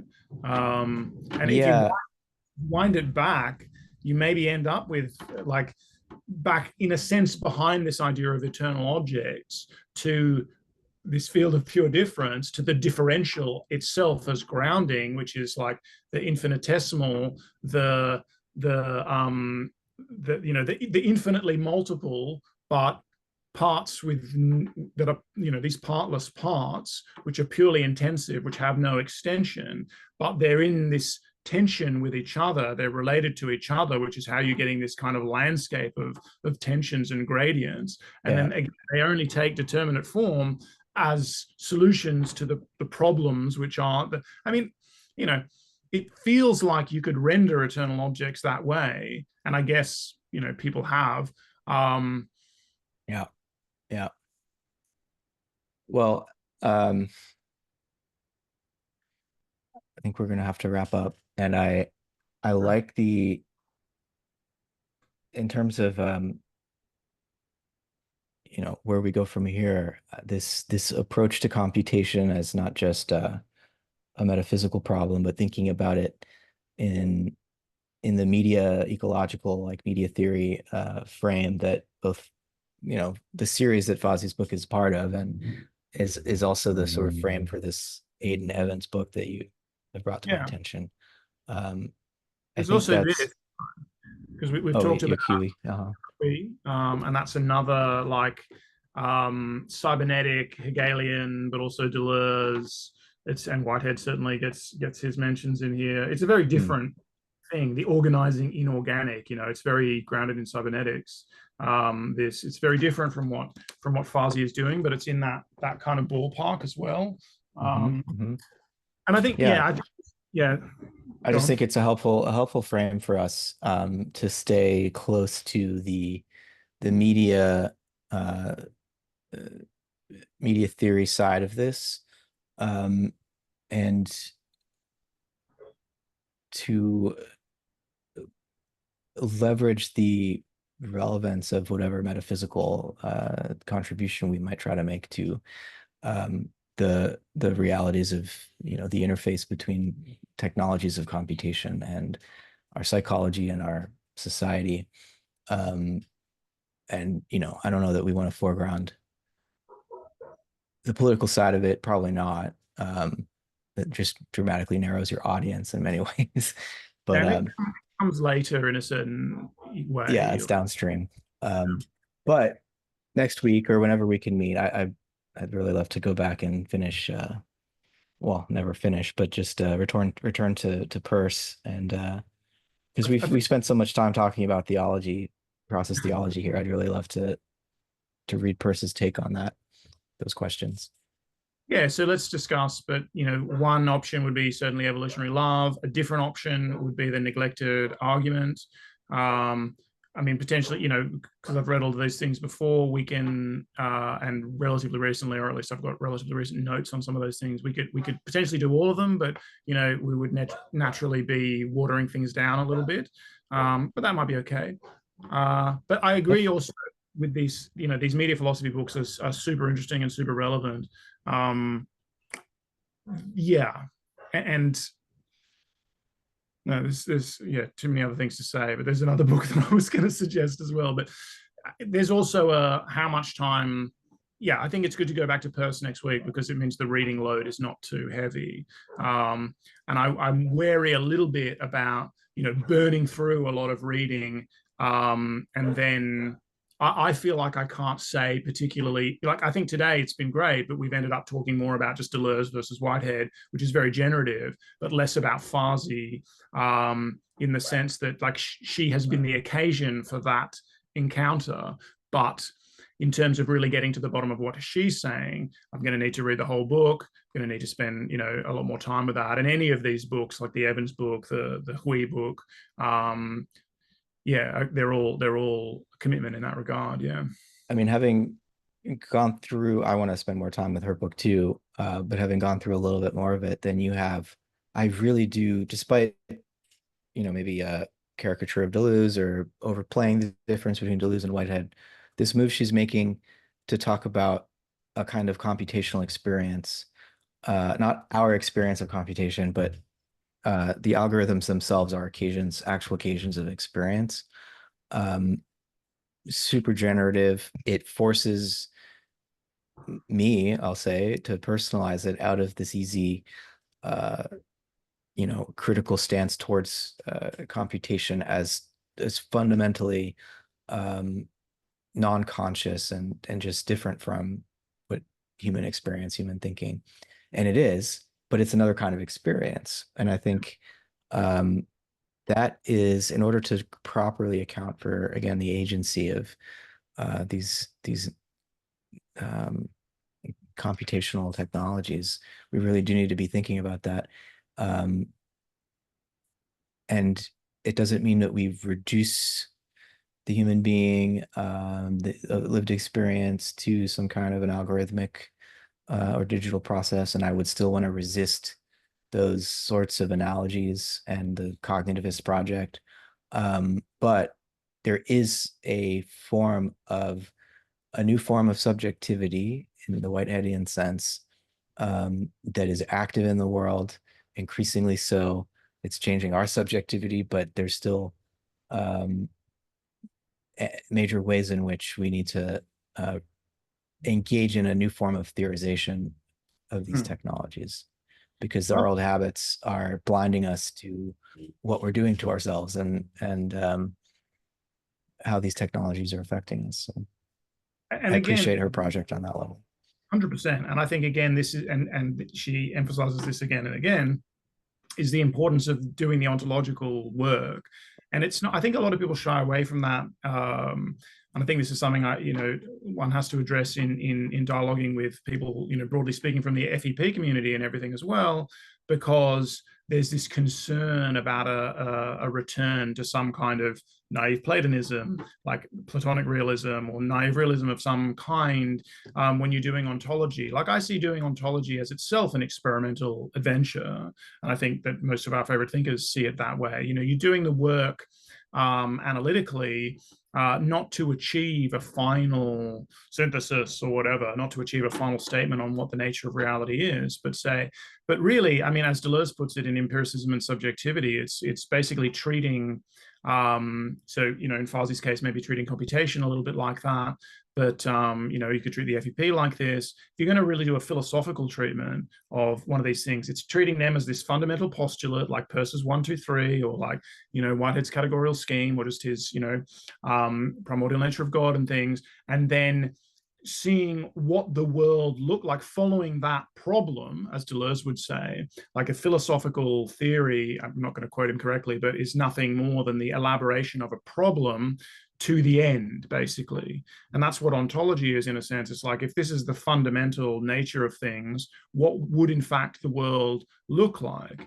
And that gives us the degrees of freedom, conceptually, perceptually as well, though, to see, well, does the world look like that? And might we be mischaracterizing elements of the world if we don't do, like computers, if we don't do this kind of exercise? And I fully agree with what you're saying, and I fully agree with what Fazi's saying. And I kind of have always thought that she wants to eschew panexperientialism, whatever. But if you're a panexperientialist, then computers are necessarily within that ontology. And so, yeah, they're going to be having a different kind of experience, but they can't not be having an experience because you're a panexperientialist.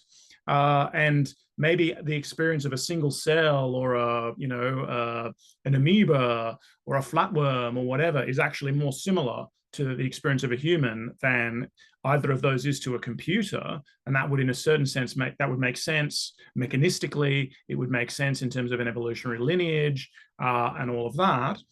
But that doesn't mean computers aren't having some kind of experience, especially in the Whiteheadian sense that she means, like getting away a little bit from the Nagel what it's like aspect of experience. Yeah, the realization of some kind of experience, not that they have some kind, because then it's very easy when you talk about having experience to fall back into what it's like, exactly where you're going.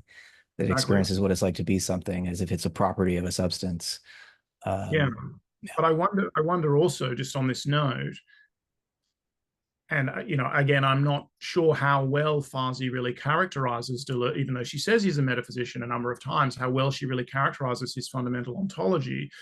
And Deleuze is difficult for sure, and maybe inconsistent in different, certainly inconsistent terminologically and things in different projects, and whether he's writing with Guattari and whatever.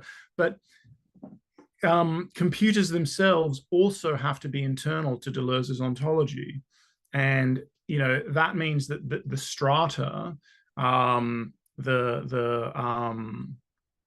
pre-actualized things in the world are still immanent to this differential field. They're still animate, then they are still, this is a vitalism. Again, she doesn't want to go there, but you're going to have to go there if you're going to be thinking Deleuze, right? And that means that for Deleuze, even though maybe he's not consistent in the way he speaks of computers in this way, they still would have to maintain some kind of fundamental indeterminacy, some kind of fundamental contingency in their nature, because they're in the world, and nothing in the world, much like Peirce says as well, there's no final extinguishing of the taikic element. It might be smaller here and greater here or whatever at different times in an evolutionary process, in an evolutionary lineage. but it can't be extinguished. So Deleuze couldn't consistently think of computers as completely determined, because that just doesn't fit with his ontology. I mean, they're purely extensive, right? So that's where their discreteness comes in, as opposed to continuity in the intensive, and that might limit. But again, they still have to be the product of that process, so they still have to partake in intensity. Anyway. I think she would grant that Deleuze allows computation in its empirical and physical nature to obviously be subject to contingency, but she's arguing that he has no way of recognizing the logical, the contingency at the logical level. And she thinks that Whitehead does provide that possibility. I think you would have to go into Deleuze's, and this would be an in-depth thing, and I haven't done it, so, but you'd have to go into Deleuze's treatment of the history of mathematics and calculus, and then you'd have to see how that plugs into computation via via many different research programs, but say the free energy principle and its computationalist manifestations. You'd have to be doing that kind of work in order to say what Deleuze has, maybe buried in some sense, but in the structure of his thought that can account for the kind of, logical nature of computation and blah, blah, blah. I mean, and this is not a knock on Fazi at all, but to some degree, there's a bit of the like politics of knowledge going on, and so much of the literature on these questions is Deleuzian, and she's trying to distinguish herself from that. And I've been burned by Deleuzians, and I'm sure she took a lot of jabs as a result of this text, and I'd be curious to see how, or if she's responded to critics. I'm sure I hope there's been some responses to this text. I know the one you mentioned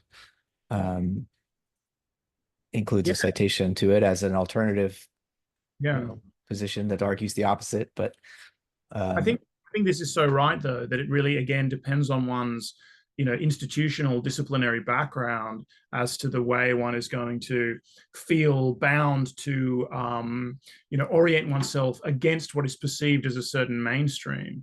And that's, there's a Deleuzian mainstream of thought that she's pushing against. But I'm coming from, biology. There ain't no Deleuzian mainstream of thought in my institutional background, so I'm more interested in using someone like Deleuze to problematize the mainstream of thought in my area, and this an activist versus computationalist thing in cognitive science. It's funny there because each of we talked about this before, the inactivists are sort of treating, well, even the FEP, not just computationalism, as the mainstream that they're pushing against, whereas FEP people are like, hey, we don't feel like we're the mainstream. But yeah, these things are so contingent upon one's actual situation in a particular disciplinary institutional context. And that's why it's really fun to read across those boundaries. And it's like, whoa, one can recognize how constrained one has been by one's own sort of intellectual trajectory on so many levels. Because there's actually a way in which, and this is again not something that's really emphasized in a lot of the Deleuze secondary literature and stuff, but there's a way that Deleuze and Guattari, but and Deleuze lionize certain aspects of science, whereas I'm kind of coming out of a more science background. I'm like, I want to push against that. That to me, that's the main. And again, they're writing decades ago as well, so the situation is different. But it's fun, it's fun to read French philosophers because they have a completely different way of interacting with, their cultural mainstreams and their cultural currents and all that are just different from Germans, but obviously from Anglophones. So yeah, it's a great way of differentiating one's own thought, right? Mm-hmm. Absolutely. Yeah. And it's such a privilege to think with you about all these ideas across disciplines. And yeah. All right. I need to make some dinner. Thanks, man. You know how much I appreciate it. Oh, yeah. I really appreciate it. So let's do Peirce next week. I'm tempted to do the neglected argument. Okay. So yeah, let's do it. So okay. I'll send you the John Allen Schmidt thing as well then, because I think that'll be a good supplement. Read for that. Those as a pair. Okay. Sounds cool. Good. Look forward to it. Okay, man. Yeah. Have a great night, a great day, great weekend. Have a great night. Bye. See you.